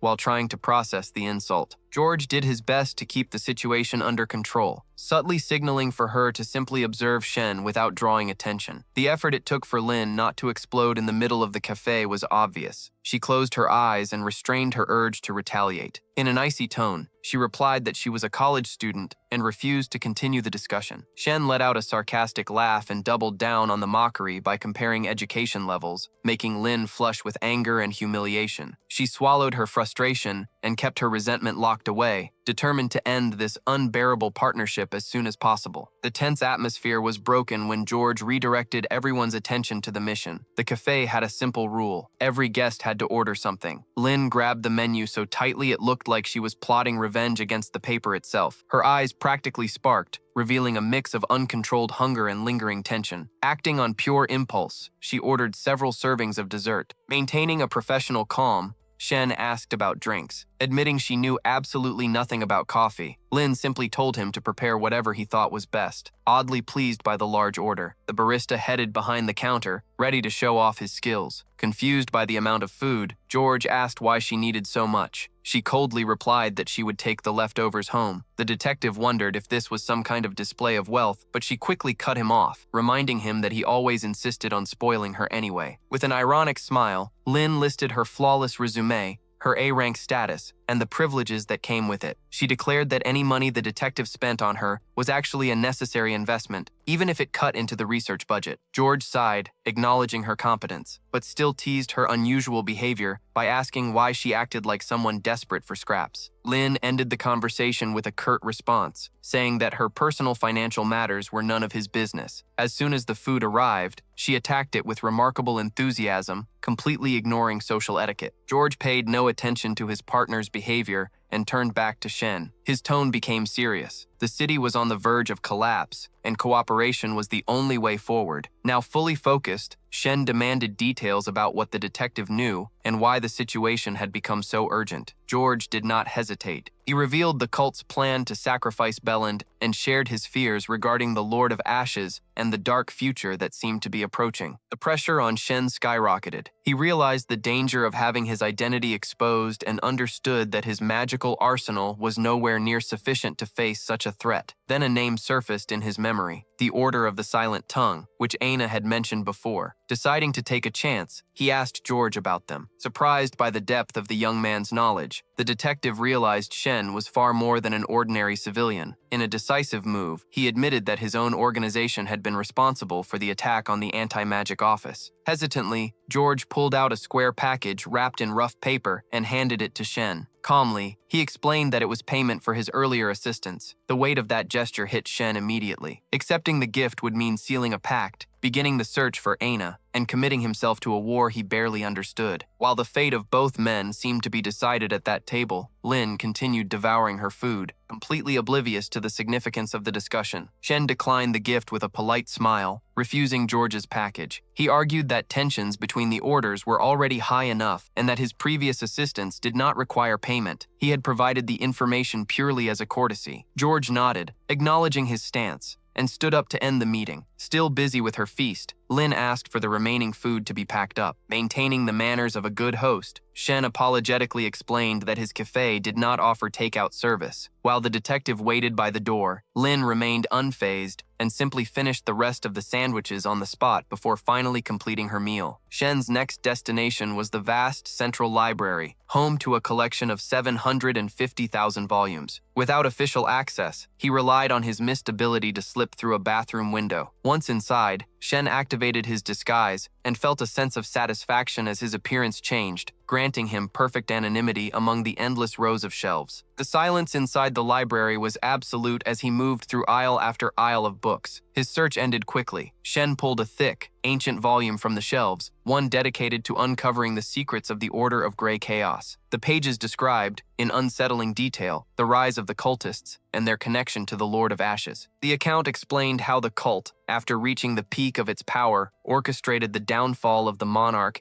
and seized complete control of the kingdom. However, the book also revealed that their reign was short-lived and eventually collapsed under the weight of its own overwhelming power. Shen closed the book, fully aware that this level of influence was far beyond anything he had ever faced before. A chill ran down Shen's spine as he realized how fragile that cult truly was. Once powerful, it was now little more than a ghost of the past. Moving through the library's silent aisles, he wasted no time searching for clues about other factions that might pose a real threat. Opening an ancient grimoire titled The Silent Language, he immersed himself in forbidden secrets. He learned that the foundation of many such cults lay in exploiting special gifts to deceive the public about the cycle of life and death. As he studied the horrors of the ritual sacrifices demanded by the organization, Shen sensed something strange. A dark-robed figure was approaching quietly. The realization was terrifying. The cultists required mass death to seal their sinister pacts. The thought of an entire city being offered as a sacrifice sent a wave of cold through his body. The silence of the library was suddenly broken by a voice. It was Arthur. The man questioned why he was out despite being on medical leave, leaving Shen momentarily confused. Then it hit him. He was still wearing his disguise. Turning around, he found himself face to face with Byron, who watched him with a sharp and knowing smile. Shen knew that man, and he understood that the walls were closing in. The situation had escalated into dangerous territory. Hart, meanwhile, studied the student with a mixture of anxiety and skepticism, unable to make sense of the young man's erratic behavior. Trying to maintain the appearance of normalcy, Shen claimed he had recovered and mentioned needing to take care of something at school, all while carefully watching every reaction on the professor's face. Feeling that his lie was hanging by a thread, he grabbed the book, pretended to become dizzy, and announced that he needed to leave immediately. Hart simply watched him go, clearly disapproving but making no effort to stop him. Byron noticed that Shen was putting himself at risk by leaving home while still feverish, but his attention quickly shifted to the object in the student's hands, a book about the Order of the Silent Tongue. The professor's curiosity was immediate, and he questioned Shen's interest in such dark and mystical topics. Thinking quickly, Shen explained that even though he knew it was fiction, the story was simply too fascinating to put down. Hart was stunned. He had never seen that level of dedication during a mathematics lesson. Taking advantage of the distraction, Shen returned the book to the shelf, making sure not to attract unwanted attention, and once again insisted that he needed to leave because he was feeling unwell. His escape plan fell apart when Byron insisted on accompanying him. The tension rose as they walked through the hallway until the professor suddenly stopped and asked Shen to wait while he handled some unfinished business. The brief pause gave the protagonist enough time to organize his thoughts and realize the truth. Byron was living a double life. His connection to Yana, the student, and Hart's behavior revealed that nobody suspected the man's secret identity. When Byron returned carrying an umbrella, they continued walking beneath the relentless rain. Shen remained silent, carefully studying his teacher's every move. Byron's habit of dressing heavily even in mild weather did not go unnoticed. Shen wondered whether it was a lingering side effect of magic or the consequence of some illegal act committed by the professor. As he followed him, one question pounded relentlessly in his mind. What exactly had Hart done to carry such a burden? Shen's frustration boiled inside him. Why the humiliation? Why the bizarre treatment? He tried provoking a reaction by loudly announcing that he possessed extensive knowledge of forbidden rituals, but Byron merely muttered a vague response and completely ignored him. The professor's arrogance only fueled Shen's anger, and he struggled to keep his temper in check as he watched the man walk ahead through the storm. Upon reaching the studio, Shen's suspicion was confirmed. The real Arthur was indeed sick at home. Byron, meanwhile, moved with the precision of a predator. He pulled a note from his rain-soaked coat, revealing himself as a master of techniques often used against the defenseless. After unfolding the secret message, the professor stopped, turned toward Shen, and demanded answers. His voice carried unmistakable authority as he asked who this stranger truly was and why he had been in the library. Shen's disguise was hanging by a thread. Before he could come up with an excuse, Byron snapped his fingers. The effect was immediate and supernatural. The raindrops around them froze in place, transforming into dense spheres of water suspended in midair. A swirling funnel of water, resembling a portal, formed above Shen's head while a cold radiance spread across the city skyline. Byron would not tolerate evasive answers. The punishment would be severe. In that moment, the professor's facade crumbled completely, illuminated by the icy glow. An insignia of the Order of Ashes and the symbol of its master appeared on Byron's arm. The weight of his oppressive aura was overwhelming. Shen stared at the true face of his enemy, frozen by the shock and the lethal danger that had finally revealed itself. Shen was not caught off guard. He had already anticipated this turn of events. A dense, ghostly mist burst forth and swallowed the surroundings, awakening a chilling memory within Byron, an ancient summoning ritual he had witnessed only once before. On the ground, the raindrops formed arcane symbols, forbidden letters that pulsed with energy. Cornered, Byron desperately tried to justify himself, claiming that he had joined the Silent Tongue without any ulterior motives. Shen, however, had already merged with the mist. When he emerged in human form once more, his very essence radiated the aura of a supreme being, a veil of power that left no room for doubt. From above, Shen sensed that even the observant young woman had begun to grasp the true extent of his power. Taking on the bearing of a divine messenger, he demanded to know why Byron had submitted himself to that dark order. The answer came in the form of a desperate confession. Byron had never sought forbidden knowledge. He had been searching for specific artifacts, hoping to find a sacrifice capable of buying peace for his daughter. Shen seized the opportunity and pressed him for every detail about the organization. Intimidated by the cold and merciless light radiating from the figure before him, Byron hesitated. Fear of provoking the wrath of that seemingly divine being outweighed any loyalty he still held toward the order. Lowering his head, the professor began revealing everything he knew. There, face to face, two powerful men stood in a tense silence, avoiding direct eye contact as though the pressure between them could crush either one. Byron wrestled with the weight of his betrayal. He had become a villain out of necessity, driven solely by the desire to save his blonde-haired daughter, Eva. To him, nothing in the world, not principles, honor, or morality, was more valuable than her life. Several days later, calm appeared to return, but the situation had changed. Shen sat alone in an empty cafe, troubled by a single question. Why had George still not arrived? The silence itself felt like proof that something had gone terribly wrong. The revelation that the Order of the Silent Tongue had carried out a sacrifice despite receiving a summons forced Shen into action. He needed to warn George and Aina immediately. Aina had actually visited his home 2 days earlier, visibly shaken and convinced that another sinister summons was about to be issued. Their conversation, however, had been repeatedly interrupted. Yana, consumed by her own personal struggles involving a close friend, demanded Shen's attention. Shen responded with the calm conviction of someone who believed every problem could be solved through conversation, even as time continued slipping away. After Aina hurriedly departed, Shen remained alone in the cafe, watching his phone. Midnight came and went. The silence that had once felt comforting now seemed oppressive. The absence of any news was a warning sign of imminent danger. Meanwhile, chaos had erupted within the halls of power. The body of a physician lay on the floor, triggering a wave of terror. The king, furious and surrounded by the cult leader and members of the order, demanded answers for such an outrage. The revelation was devastating. Norn had been executed by the Silent Tongue. The announcement stunned everyone present except for the young woman who had been under the leader's watchful eye. He was surprised by her composure, which stood in stark contrast to the panic spreading through the room. The king, consumed by delusions of grandeur, proclaimed that his cult would one day rule the world, ignoring the dangers lurking beneath the surface. Yet at the height of his obsession with power and sacrifices, an inexplicable phenomenon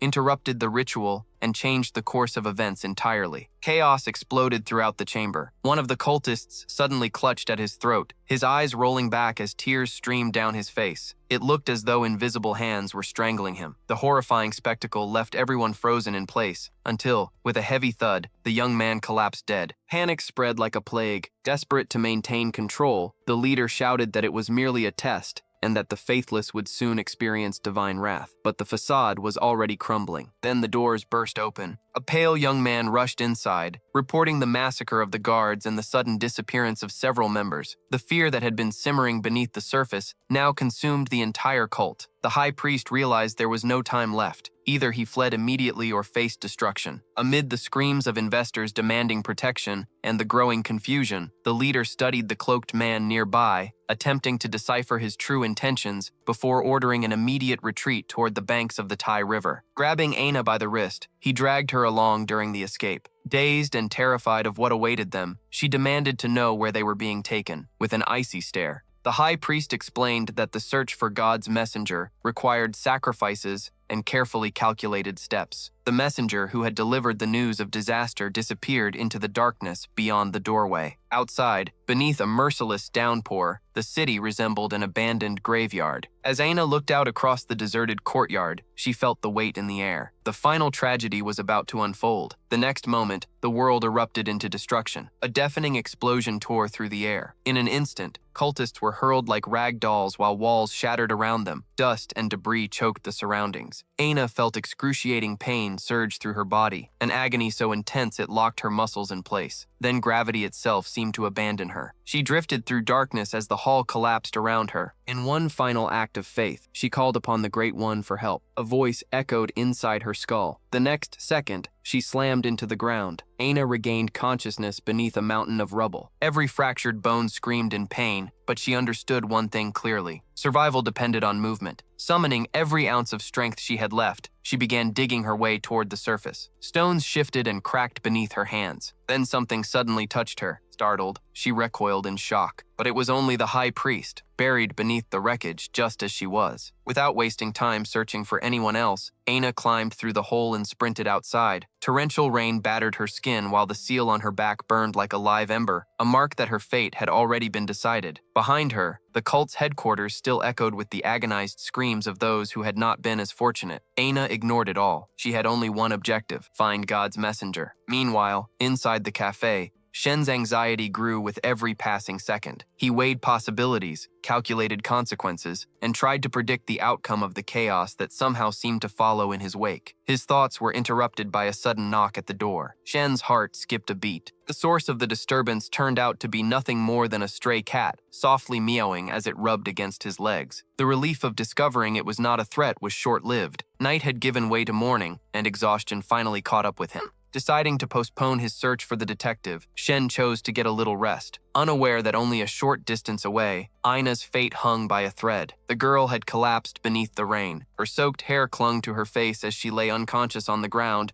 completely vulnerable to the danger closing in around her. On a nearby rooftop, members of the Order of the Silent Tongue watched their prey. Their blades gleamed beneath the storm, ready to deliver the final strike. One cultist, eager for bloodshed, ordered an immediate attack and demanded that no one hesitate. What they failed to anticipate was the cat. A gray feline with bright blue eyes stepped between the attackers and the unconscious girl. Acting with almost unnatural intelligence, it positioned itself as a barrier. Then it began to meow loudly, producing a sharp and unsettling cry that shattered the assassin's cold concentration. One of the cultists hesitated, momentarily distracted by the animal's presence. But the instinct to kill soon overpowered his uncertainty. Forcing himself to ignore the commotion, the young cultist drew his blade. Then the atmosphere changed. The air itself seemed heavier. A blinding light tore through the storm. The cat's fur stood on end as it fixed its gaze on the horizon. From nowhere, a dense, nearly solid mist emerged, wrapping around the building like a living organism. Distorted silhouettes began taking shape within the veil, twisting reality itself. Confused and cornered, the Order's leader felt the space around him falter. Multiple powerful auras collided, defying all logic. Then came the true nightmare. A colossal crimson serpent emerged from the ether. Its enormous body blocked every escape route while radiating a sense of ancient and primordial evil. Terror rooted the cultists in place. They trembled before the monster, trapped between steel and the abyss. Panic shattered what remained of the Order's unity. The moment the cultists realized the creature's power was beyond anything human, they scattered like rats fleeing a sinking ship. The leader, frozen with fear, tried moving carefully, hoping the beast's immense size would make it slow. A deep growl rumbled directly behind him. Defying all logic, the serpent lunged forward with supernatural speed. Its fangs, sharp as forged blades, tore through the first cultist with surgical precision. When the attack ended, only blood and silence remained. The horror quickly became a hunt.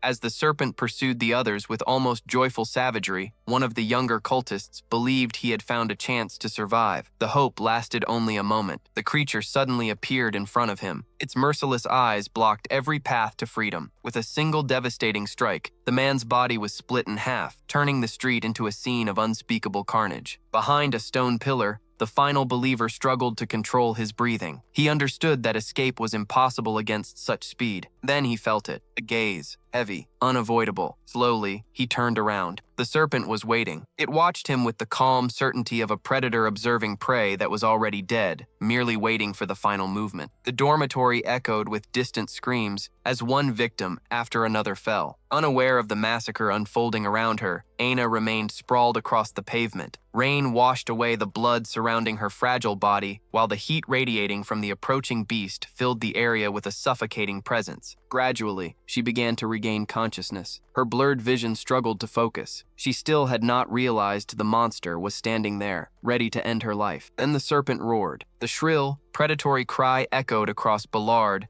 and vibrated deep within Aina's chest. Trapped between the building wall and the enormous mass of scales, she watched the colossal head lower toward her. The beast studied her the way a hunter studies its prey. The terror was absolute, yet survival instinct proved stronger. With trembling fingers, Aina raised an arm in a desperate defensive gesture, a final attempt to keep the creature away. Then reality itself seemed to fracture. A blinding flash struck the serpent's skull. The beast recoiled with a cry of agony. At the same moment, the seal upon her chest, the mark of the Lord of Ashes, erupted in blazing fire. The power surging through her was not hers alone. It was ancient, something vast, something she had only begun to understand. Golden flames burst from Aina's outstretched palm. A roaring torrent of fire engulfed the serpent instantly. The monster writhed inside the inferno, its flesh evaporating beneath the overwhelming heat as it desperately struggled to escape the burning prison. It was useless. Within seconds, the colossal titan of scales shrank into something as fragile as a dried leaf. Aina stared in disbelief at the power flowing from her fingertips. That golden fire, a force capable of consuming 20 worlds, was now hers to command. Despite her exhaustion and the agonizing pain tearing through her fractured bones, she refused to surrender to weakness. With the determination of someone who had already stared into the abyss and survived, Aina turned her back on the ashes of what had once been a monster and prepared herself for whatever awaited next. The serpent refused to yield. Even covered in ashes, its resilience was an insult to the power Aina had just awakened. Driven by a sinister intelligence, the creature studied every breath the girl took, recognizing a mark within her that did not belong to her. In the heat of the confrontation, the magical cat, acting on pure instinct, shot forward like a bolt of lightning, placing itself between the wounded Aina and the predator. The animal challenged the beast without fear, determined to protect her even if it meant sacrificing its own life. On the other side, Shen had finally had enough. Impatience overcame caution, and he threw open the door, ready to confront whoever was disturbing the silence of the night. But his anger vanished the moment he saw the cat standing in the doorway, meowing with a sadness he understood as a call for help. The relief of seeing it again was short-lived. A monstrous roar echoed from the darkness, sending a chill through his entire body. Shen rushed into the rain, caution replaced by a primal sense of urgency. He found Aina collapsed beside a pillar, her body marked by the brutality of the battle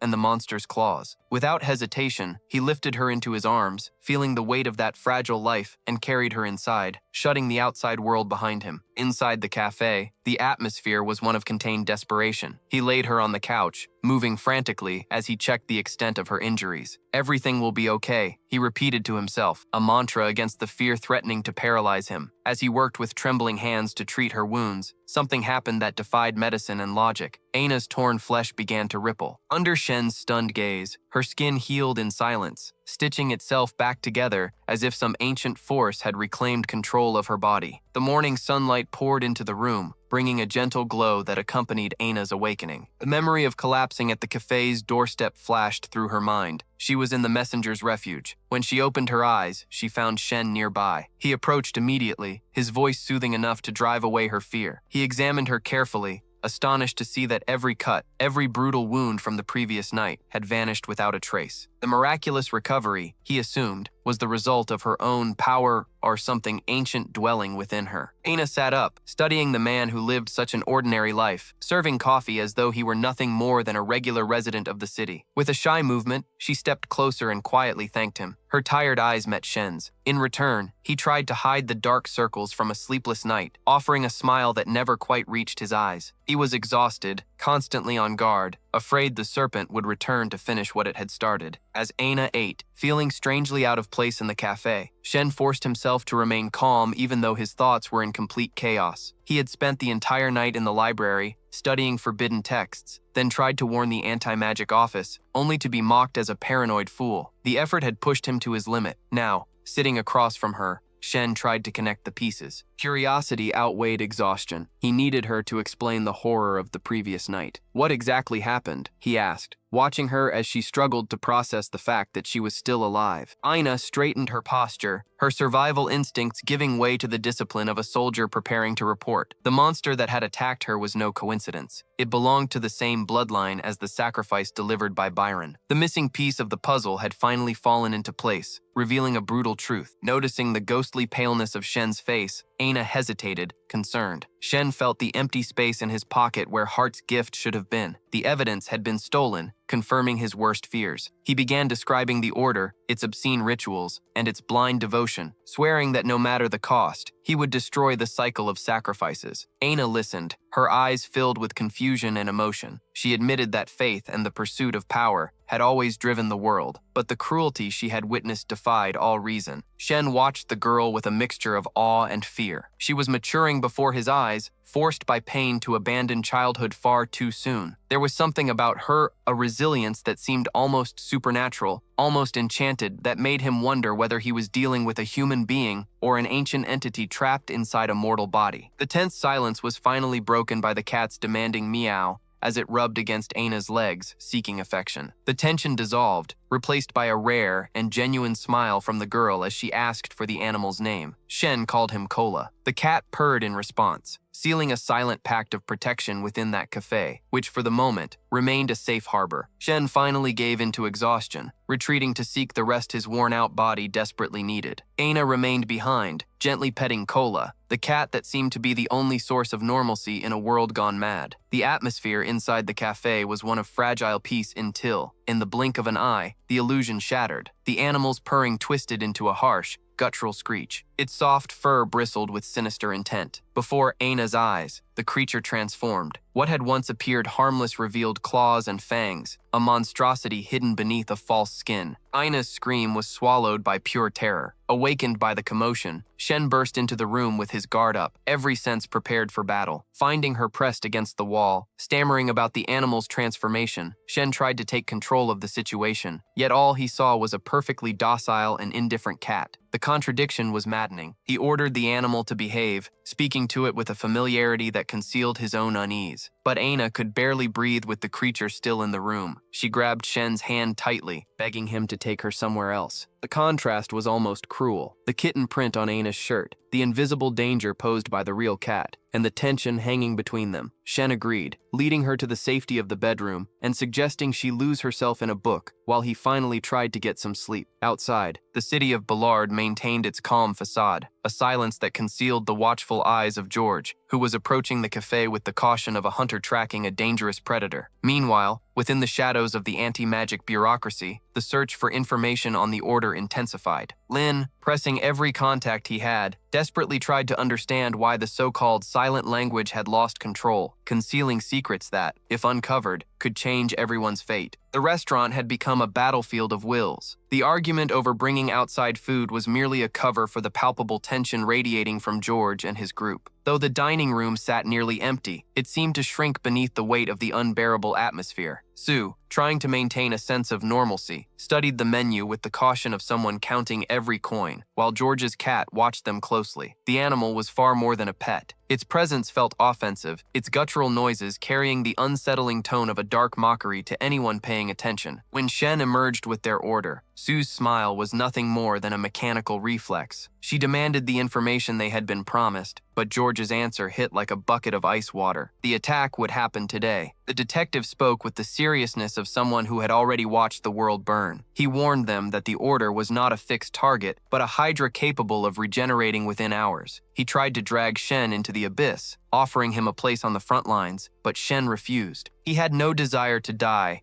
and more importantly, he could feel the golden fire boiling within his hands, a power that, if unleashed there, would reduce everything around him to ashes. Shen's anger erupted. He would not tolerate the greed and recklessness of those people inside his cafe. The aura radiating from him became so oppressive that even Lin, ready to strike, hesitated. Realizing the situation had reached a dangerously critical point, George grabbed Lin by the coat and pulled him back before violence became inevitable. With a forced apology, George retreated, dragging Sue away from the shattered piece. When the door finally closed behind them, Shen felt air return to his lungs. He released a long sigh of relief, grateful that he had preserved the sanctuary. Hidden within the hallway's shadows, Aina watched the scene unfold, fully aware that this was only the prelude to a war they could not avoid. Aina stepped into the hallway, the hesitation in her movements revealing the trauma of the past few hours. When she saw the room was empty, her body relaxed slightly, though fear still lingered in her eyes. Shen approached, offering the reassurance that only the silence of that house could provide, promising that, for now, the storm had passed. But inside, Shen was boiling. He could feel the energy coursing through his veins, growing increasingly aware that the final confrontation was inevitable. He knew blood would be spilled again before dawn. Outside, the city's illusion of tranquility shattered. The anti-magic department became a war zone. The Order of the Silent Language did not strike from the shadows. It attacked with brutal, organized fury. The Order's leader, blinded by dangerous arrogance, advanced under the belief that George's death would mean the end of all resistance. The detective, however, was far from an easy target. He danced between attacks, wielding a scarlet-stained umbrella as though it were a blade, while carefully analyzing the enemy's strategy. The battle was pure chaos, but George noticed what truly mattered. The Order knew too much. There was a traitor among them. As he relayed commands through his earpiece and fought to hold the front line, he felt the pressure mounting. Where was Jal Willard? Where would the next summoning take place? Time had become an enemy just as deadly as the monsters emerging from the ether. Not far away, Lin felt the air shift. A colossal creature hovered above him. Its body resembled a dragonfly, but its malice belonged to an ancient predator. It watched every beat of his heart, patiently waiting for the perfect moment to strike. Lin did not hesitate. With a swift motion that sliced through the air, she charged at the colossal dragonfly. Her blade struck true, severing one of the creature's legs in an arc of black blood. The monster recoiled, frozen for a brief moment, while Lin, her eyes blazing with adrenaline, prepared her counterattack. She channeled every fiber of her magical energy into the sword, causing the weapon to vibrate violently. With one final thrust, she pierced the beast's core. The creature's body imploded, disintegrating into particles that left behind nothing but a trail of slime and a suffocating aura of death. The cost of victory, however, was terrible. The Gaiatis sword, an instrument of absolute power, always demanded payment. With every use, it consumed a fragment of its wielder's physical body. Lin felt a sharp crack in her chest, a rib breaking beneath the pressure of the dark magic. She ignored the spasm of agony, focusing entirely on what came next. The situation escalated into madness. A bullet struck directly at Lin's heart, only to collide with an invisible barrier. She did not flinch, revealing the special blood flowing through her veins, an infusion that made her a bastion of invulnerability. She faced the next cultist charging toward her with a saber. The ordinary weapon bounced harmlessly off her skin, as if it had struck solid stone. Fighting beside her companion, she became a storm of retribution, leaving no room for mercy. Taking advantage of the chaos, Sue launched herself from the ground, defying gravity with a leap that carried her straight toward the nearest enemy. Her sword moved at a speed the human eye could barely follow, crossing the distance in an instant as she prepared the strike that would silence yet another servant of the silent language. The cultist barely had time to comprehend his defeat. In one brutal motion, his arm was severed, his scream of agony drowned beneath pure desperation. Without the slightest trace of mercy, the assault continued, shredding what remained of his flesh as if it were paper. The scene became a nightmare. Foam poured from the man's mouth, his eyes rolling back in absolute horror as his body convulsed and transformed into a floating humanoid abomination, radiating rotten and unstable power before Lin. Despite the crushing exhaustion and the drain on her very essence, Lin refused to retreat. She raised Gaiatis one final time, ignoring the metallic taste of blood in her mouth. The aura surrounding the blade flared brightly, yet the monster resisted. She forced the spell forward, her words cutting through the air like blades until reality itself gave way. The humanoid abomination disintegrated. It collapsed into a subterranean abyss. The magic had worked, but the price had been paid in broken bones and sweat. Lin felt her fractured ribs protesting with every breath, yet she remained standing. With trembling hands, she pulled out a syringe filled with antidote and injected herself, halting the advance of her growing weakness. "The treatment is done," she declared to George and the others, her voice as hard as steel. "We can move forward." The detective,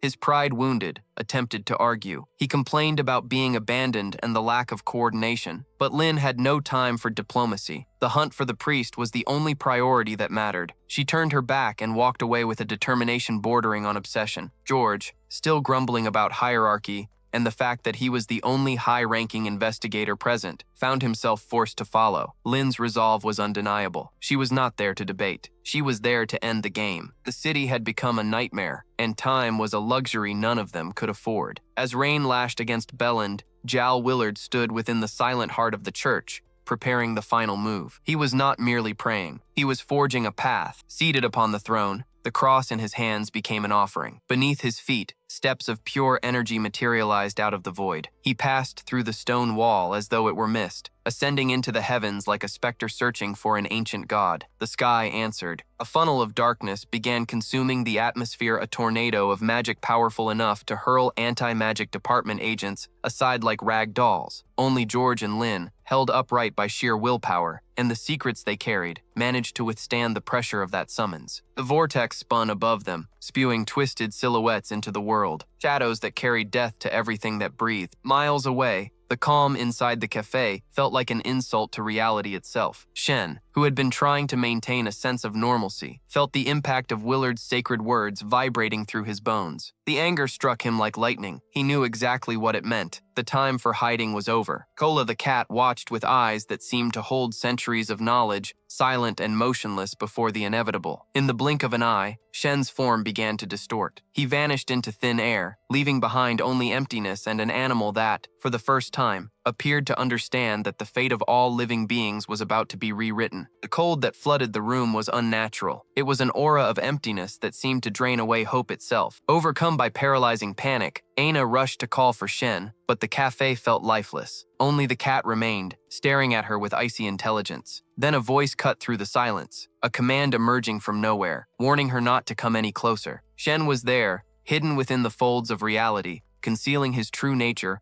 while the city unraveled beneath Jal Willard's glowing pictogram. At the peak of his ascension, the cultist reveled in his moment of absolute power. George, his eyes fixed on the corruption Willard embodied, refused to retreat. In a surge of fury and desperation, he hurled his weapon like a projectile of pure hatred. The metal pierced Willard's chest and buried itself deep in his flesh. The shock was immediate. The leader of the order did not fall. The wound seemed little more than cosmetic, an insult he ignored as blood gave way to a dark mist that seeped from his body. Blinded by rage, Lynn attempted to charge forward with her second sword, but George grabbed her firmly, stopping her from throwing away her life in a futile attack. Their argument was interrupted by the deepest silence imaginable. Sound itself died. The vortex in the sky split open like a giant eye. From within it, the summoned deity emerged. Shen, hidden behind the mask and disguise that protected his identity, floated high above the battlefield. Panic struggled against discipline within him. He stood at the center of the event, a spectator forced to become a participant. As the terror of losing his footing threatened to consume him, his feet suddenly found stability upon the glowing symbol beneath him. It was more than a platform. It was an anchor. In that moment, Shen realized he was not there merely to witness the summoning. He was there to judge it. The control that had once felt uncertain now pulsed beneath his feet. Shen sensed the golden platform as an extension of his own will. Jal Willard, blinded by fanaticism, continued his prayer, completely unaware of the presence of the very being he claimed to serve. Yet Shen had finally understood the truth hidden within the forbidden books. Eternal rest was not peaceful salvation. It was the complete annihilation of individual will, a total submission that would reduce humanity to emotionless puppets. The god of peace standing before him was not a blessing. It was a void of freedom. Like a madman standing at the center of a magical circle, Willard offered everything: the cross, his faith, even the world itself in exchange for servitude he called destiny. Hidden behind the mask that made him appear divine in the fanatic's eyes, Shen decided the charade would end here. His voice echoed with the weight of a cosmic judgment. Denied, the world seemed to hold its breath. Willard's confidence shattered instantly into pure horror. The man who expected to be embraced by heavenly light was met, instead, by the coldness of absolute rejection. Shock spread across his face. He was a servant who had suddenly realized his master wanted nothing to do with him. Shen felt triumph surge through his veins. He felt no pity. His anger for Aina, for the city, and for every life that man had sought to enslave transformed into unwavering resolve. The pictogram beneath Willard's feet began to crack. Its brilliant colors faded. Gray spread across its surface like rot-consuming faith itself. The platform collapsed beneath him. With a scream swallowed by the storm, Willard plummeted downward, consumed by the black clouds and the very vortex he had helped create. Silence returned. Only the wind remained. Floating within the void, Shen watched the fall, attempting to follow the trail of energy that vanished alongside the traitor, fully aware that the hunt had only just begun. The The ritual was dying. Its slow agony still echoed through the air like an insult. As Shen toyed with a raindrop suspended in midair, he felt time bend around him. Reality became motionless, frozen like a painting trapped in ice. Far below, the city's unremarkable buildings concealed the corruption of the silent language. Meanwhile, countless voices repeating the denial of Willard's request began scraping against his sanity. He was not a god, and the disguise had begun to feel like chains of lead. In an act of dissolution, the hero shrank inward, transforming into a single droplet of liquid before dissolving into the ether. The sky, once a gaping wound of darkness, slowly returned to its natural blue. The pictogram faded away like a match extinguished in water. Below, George and Lynn emerged from the chaos as silence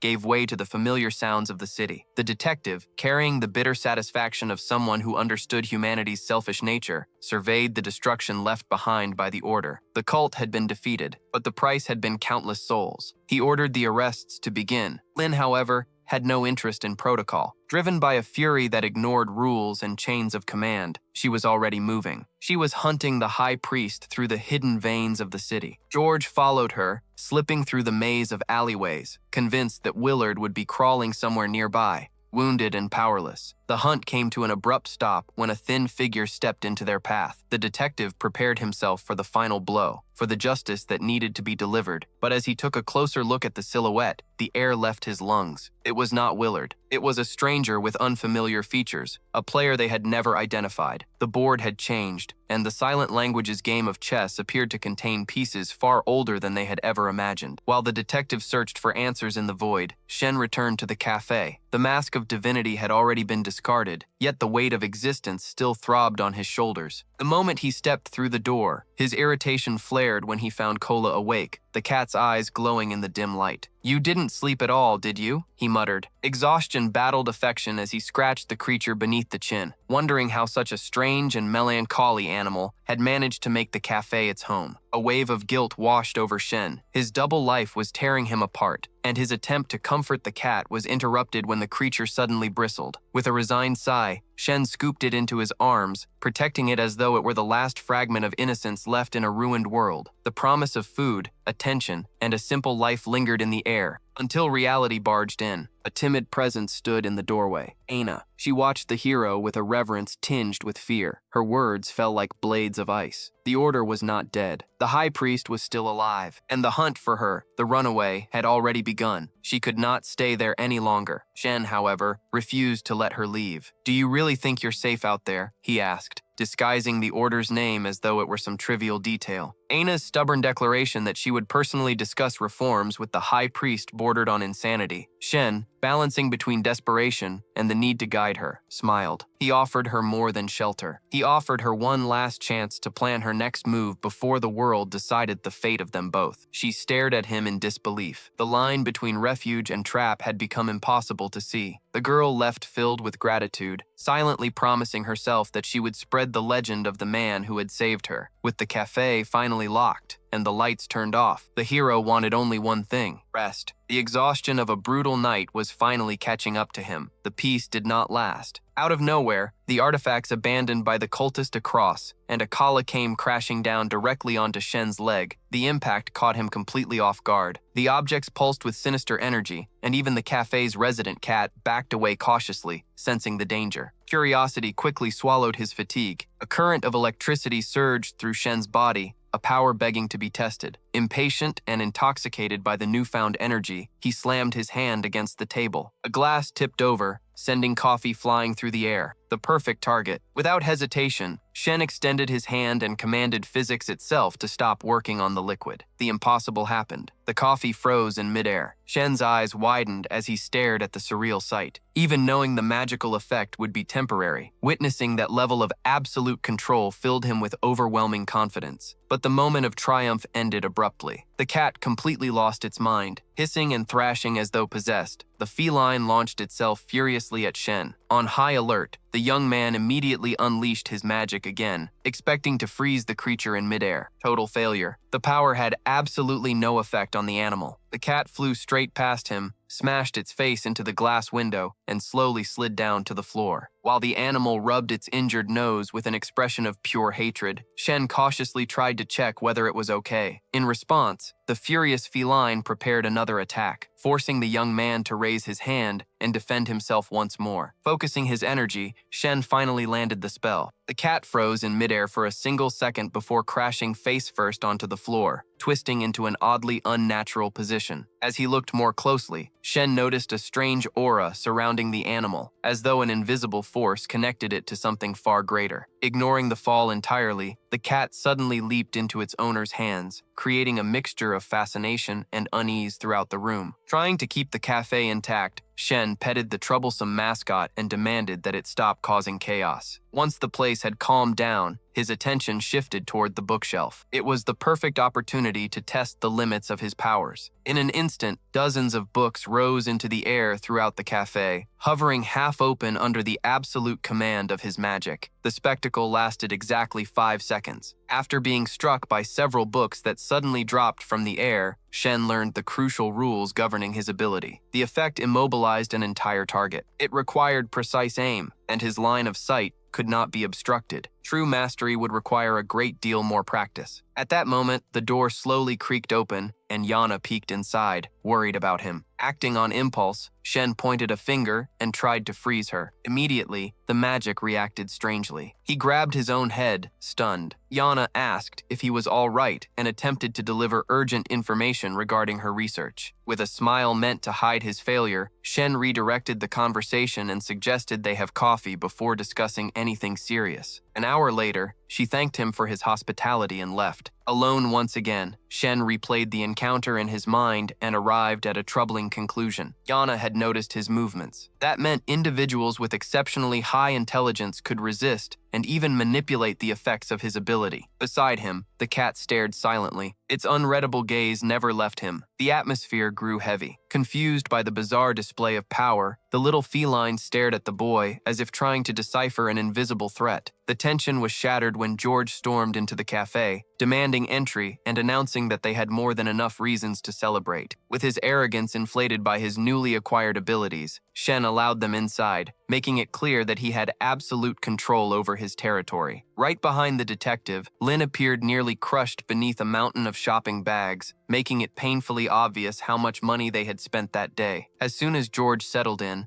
Shen demanded an immediate report. Knowing it was pointless to hide anything from the young man, George got straight to the critical issue. They needed to retrace the cultist Jill Willard's movements and uncover his true objective. Annoyed by the boy isolating himself on the far side of the room, George questioned the physical distance between them. Cold and indifferent, Shen cut off the topic, claiming it was simply his preference, before immediately asking what they wanted to drink. George ordered a latte, while Lin chose a smaller serving of a new menu item, eager to give it a try. The mood turned slightly sarcastic when their host offered them something to eat. Lin forced an awkward smile and swore she was not hungry. Shen's skeptical stare hit her like a hammer. Caught red-handed, she blushed furiously while trying to ignore the absurd stockpile of food overflowing from the bags surrounding her. As the cafe owner stepped away to prepare the order, George reminded her of Shen's rule against bringing outside food into the establishment. He received nothing more than a silent nod in response. Internally, Lin concluded that dealing with Shen's complicated personality drained far more energy than beating up religious fanatics. Frustrated, she confronted George for leaving her alone on the front lines against their enemies. Without an ounce of sympathy, he ended the discussion by stating that she simply needed real combat experience. The detective explained that the confrontation had been valuable training for his partner, and she reluctantly accepted the lesson. But the subject of arresting criminals touched a deeply buried wound. Exhausted, Lin admitted that the situation reminded her of her father, a burden that still weighed heavily on her heart. George tried to calm her, insisting that she was not responsible for her father's mistakes, but she immediately shut down the conversation and refused to continue. An uncomfortable silence settled over the room until Shen returned with the drinks, arranging everything on the table with flawless precision. Taking a seat with them, he demanded more information about the priest who had become their enemy. Eager to understand the man's profile, George's expression darkened. The priest was unpredictable, dangerous, and completely untrustworthy. Years ago, they had hunted magical relics together. As the older member of the group, Willard had served as their leader, and the team had become famous before eventually falling apart when their mentor wanted to push things far beyond acceptable limits. On the surface, he projected a calm and reasonable image, but beneath it lurked sinister intentions. George made it clear that his former ally was capable of committing atrocities without blinking. Intrigued, Shen asked whether the man was truly an unbeatable monster in combat.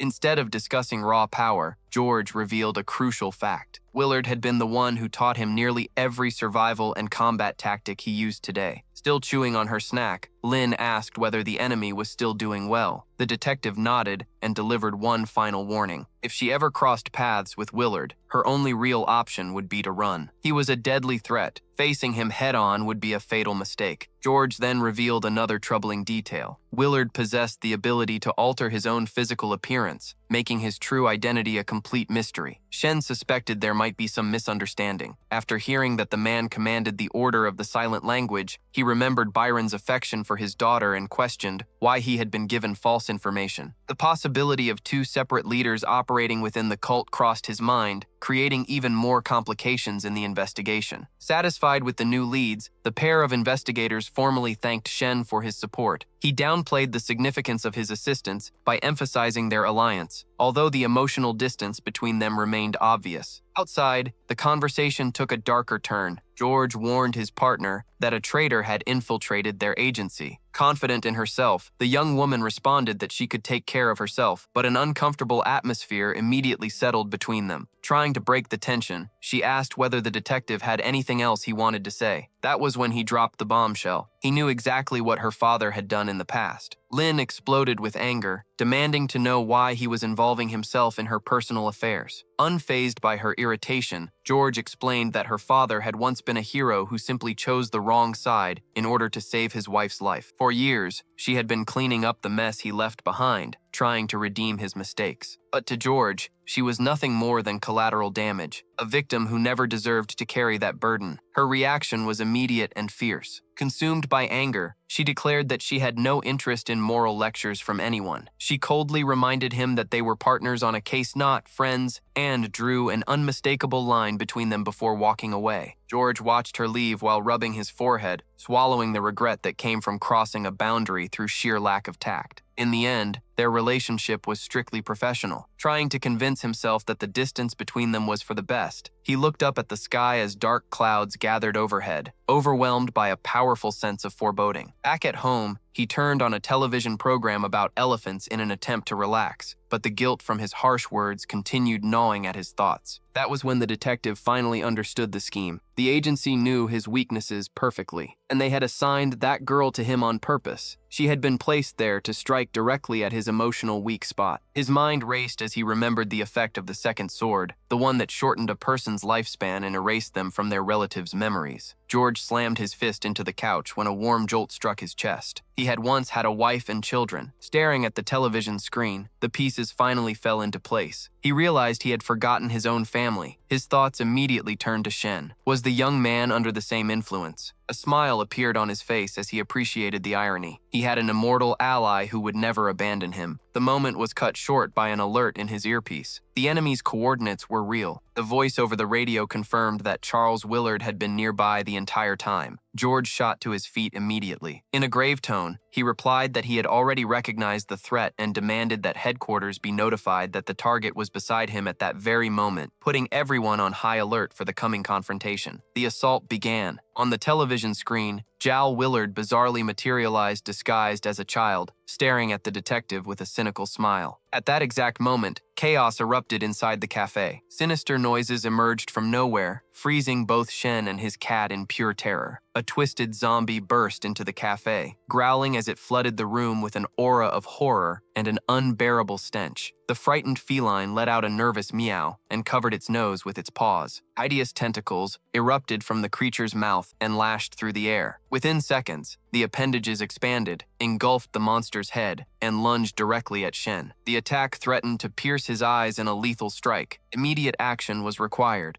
At the very last fraction of a second, Shen activated his mist technique, dissolving into a cloud of dense white vapor. The tentacles struck empty air. Invisible to the enemy, the hero instantly appeared behind the undead creature as his human form rematerialized. Without wasting a moment, he extended his hand and unleashed his freezing command. The magic worked instantly. The zombie froze in place. The tentacles recoiled, completely falling under the young man's control. But time was running out. Shen knew the seal lasted a mere 5 seconds, and any direct attack would break the spell. As the restriction began to weaken, the monster released a bizarre roar filled with equal parts fury and panic. The real fight was about to begin. Shen seized the perfect opportunity to escape, activating his mist technique once more and vanishing into the air. To his surprise, the zombie remained motionless. Instead of attacking, the creature had been completely shattered by the terror of the divine and alien aura saturating the room. The monster slowly turned toward a corner and began to cry. Kala immediately sprang into action, sensing the danger. Seconds later, unable to withstand the crushing pressure of that invisible presence, the undead body finally collapsed, losing every trace of life. Returning to his human form, Shen clenched his fists in anger. Beneath the storm-filled sky and relentless rain, he became certain that something was terribly wrong somewhere far away. The real danger had moved to the detective's office. At headquarters, George pressed Willard for answers, demanding to know how the traitor had managed to operate right under his nose for so many years. With a sarcastic smile, the villain revealed that his flawless disguise was the only gift he had received for his loyalty to the Supreme Being. Knowing that his rival would likely disappear after completing his objective, the investigator demanded to know why he had come there at all. Willard reflected on their shared past and the motivations that had driven both of them, making it clear that their ambitions had once been remarkably similar. Then he delivered a genuine threat. As long as George remained alive, he would never know peace. The tension exploded. Willard materialized a twisted relic in the palm of his hand, known as the target point, a terrifying artifact capable of magnetizing and redirecting any projectile regardless of its trajectory. The villain mocked him, confidently declaring that George's entire arsenal was worthless compared to that power. The detective answered with icy calm. The real insult, he said, was being compared to someone like Willard. Without warning, Willard drove a brutal punch directly into George's stomach. The impact nearly broke his stance and sent him stumbling backward. The conversation ended there. Acting on pure survival instinct, the investigator drew his dagger in one fluid motion and launched a counterattack, beginning a bloody clash against an opponent who had no intention of retreating. Willard's pressure was overwhelming. Realizing that the streets were already crawling with henchmen and that remaining there would be a death sentence, George sprinted toward the balcony and jumped without hesitation, betting everything on instinct and the last remnants of his mana. In the middle of his fall, the welcoming committee was already waiting. Fanatics from the Order of the Silent Language appeared below, aiming glowing spheres of energy directly at him. Anticipating the ambush, the detective snapped open his reinforced umbrella just in time. The impact of the magical blasts nearly crushed his arms, but fear quickly gave way to fury. He folded the shield and charged straight into close combat. His dagger pierced the first cultist's chest, causing the man to dissolve into particles of energy without even letting out a scream. George moved quickly through the crowd of enemies, delivering precise strikes to avoid being surrounded. When the squad leader ordered his followers to close the circle around him, the investigator finally lost his patience. Breathing heavily, his eyes burning with rage, he exploited the fanatic leader's arrogance, dodged the secondary attacks, and subdued his target while barely maintaining control of his weapon. Exhaustion soon demanded its price. Panting, George knew his energy was nearly depleted and that he needed to retreat before suffering a fatal collapse. But his escape route was cut off instantly. A cold voice echoed behind him. The detective froze. Willard appeared out of nowhere with sword in hand, blocking the path and delivering a clear warning. The running was over. He would finish the job himself. Willard wore a malicious grin as he poured out his hatred. He shouted loud enough for the entire office to hear that Byron was the sole survivor, revealing that the man had betrayed him and brought his daughter back from the dead solely to secure the artifact. George immediately recognized his rival's intention. Willard wanted everyone to know the truth. The cult leader admitted that he had originally planned to kill the detective after the ritual, but claimed that their confrontation had made him see the value of life. When George argued that Byron considered him an essential ally, the villain scoffed, insisting that Byron simply never trusted him. The psychopath launched a direct punch, but George dodged at the last second. Using the opening, the detective activated his radio, and sent an urgent message to Andre. Sue should not pursue her own father out of revenge. The goal was to keep her away from the front lines so she could still have a normal future. Willard mocked such selflessness and attacked again, questioning whether the hero truly intended to sacrifice himself for everyone else. Sparks of pure magic filled the air as the two clashed in a deadlock, each attempting to overwhelm the other. George knew that if the girl ever reached A-rank investigator status, any chance she had of living a peaceful life would disappear forever. Radiating madness and reveling in his position of power, Willard summoned reinforcements. Cultists appeared behind him carrying glowing spheres of energy, filling the battlefield with floating runes. Cornered on all sides, the detective accepted the reality before him. He had fallen into a deadly trap. Far away from the battle, the atmosphere inside the cafe remained completely peaceful. No one could have imagined the execution taking place within the elite agency. Unable to sleep because of the recent incidents, Shen sipped his drink while mentally piecing together the puzzle. The stories told by his last customer echoed through his mind, forcing him to reflect on the hidden dangers surrounding the cafe he now called home. For the first time, Shen felt that he had found his place in the world. He had real people he could rely on, but the comfort did not last long. Late that night,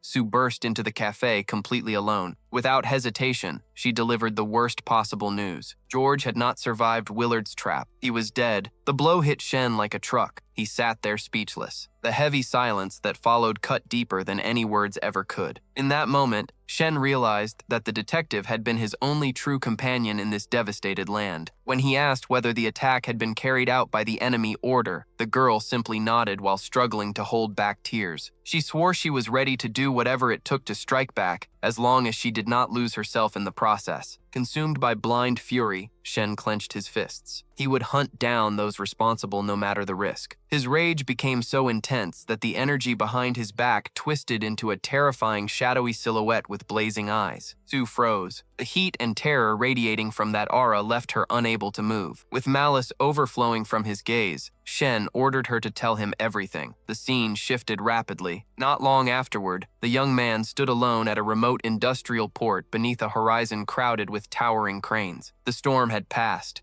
leaving behind heavy, humid air. Facing the dark ocean, the counterattack was about to begin. An hour earlier, back at the cafe, Lynn had mapped out the exact route to Belland Harbor. She revealed that Willard had murdered George along the coast and warned that the villain would attempt to flee while the agency reorganized itself. Driven by a thirst for revenge, she demanded that the killer pay for his crime. Shen vanished into the mist, promising that the enemy would receive exactly what he deserved. Concealed within his magical fog, he moved directly toward the docks, feeling the salty air and cold metal structures surrounding the harbor. The plan was simple: continuously release the energy of the Supreme Being in order to track down and lure in his target. At the same time, Willard was desperate. He needed to disappear from Nolan for a long time if he wanted to protect his secrets and avoid being hunted down by everyone. Trusting in his immortality and status as a divine son, he believed that time would solve everything. Then the plan collapsed. An overwhelming pressure struck him out of nowhere. The shock locked his muscles and sent his heart racing. Sensing the approaching danger, the killer followed the source of that crushing force, cautiously moving between shipping containers and cargo crates. When he finally reached the source, Willard spotted a young man standing with his back turned. It was Shen. He greeted him with complete calmness, as though he had scheduled this meeting long ago. At that moment, Shen used his magic to project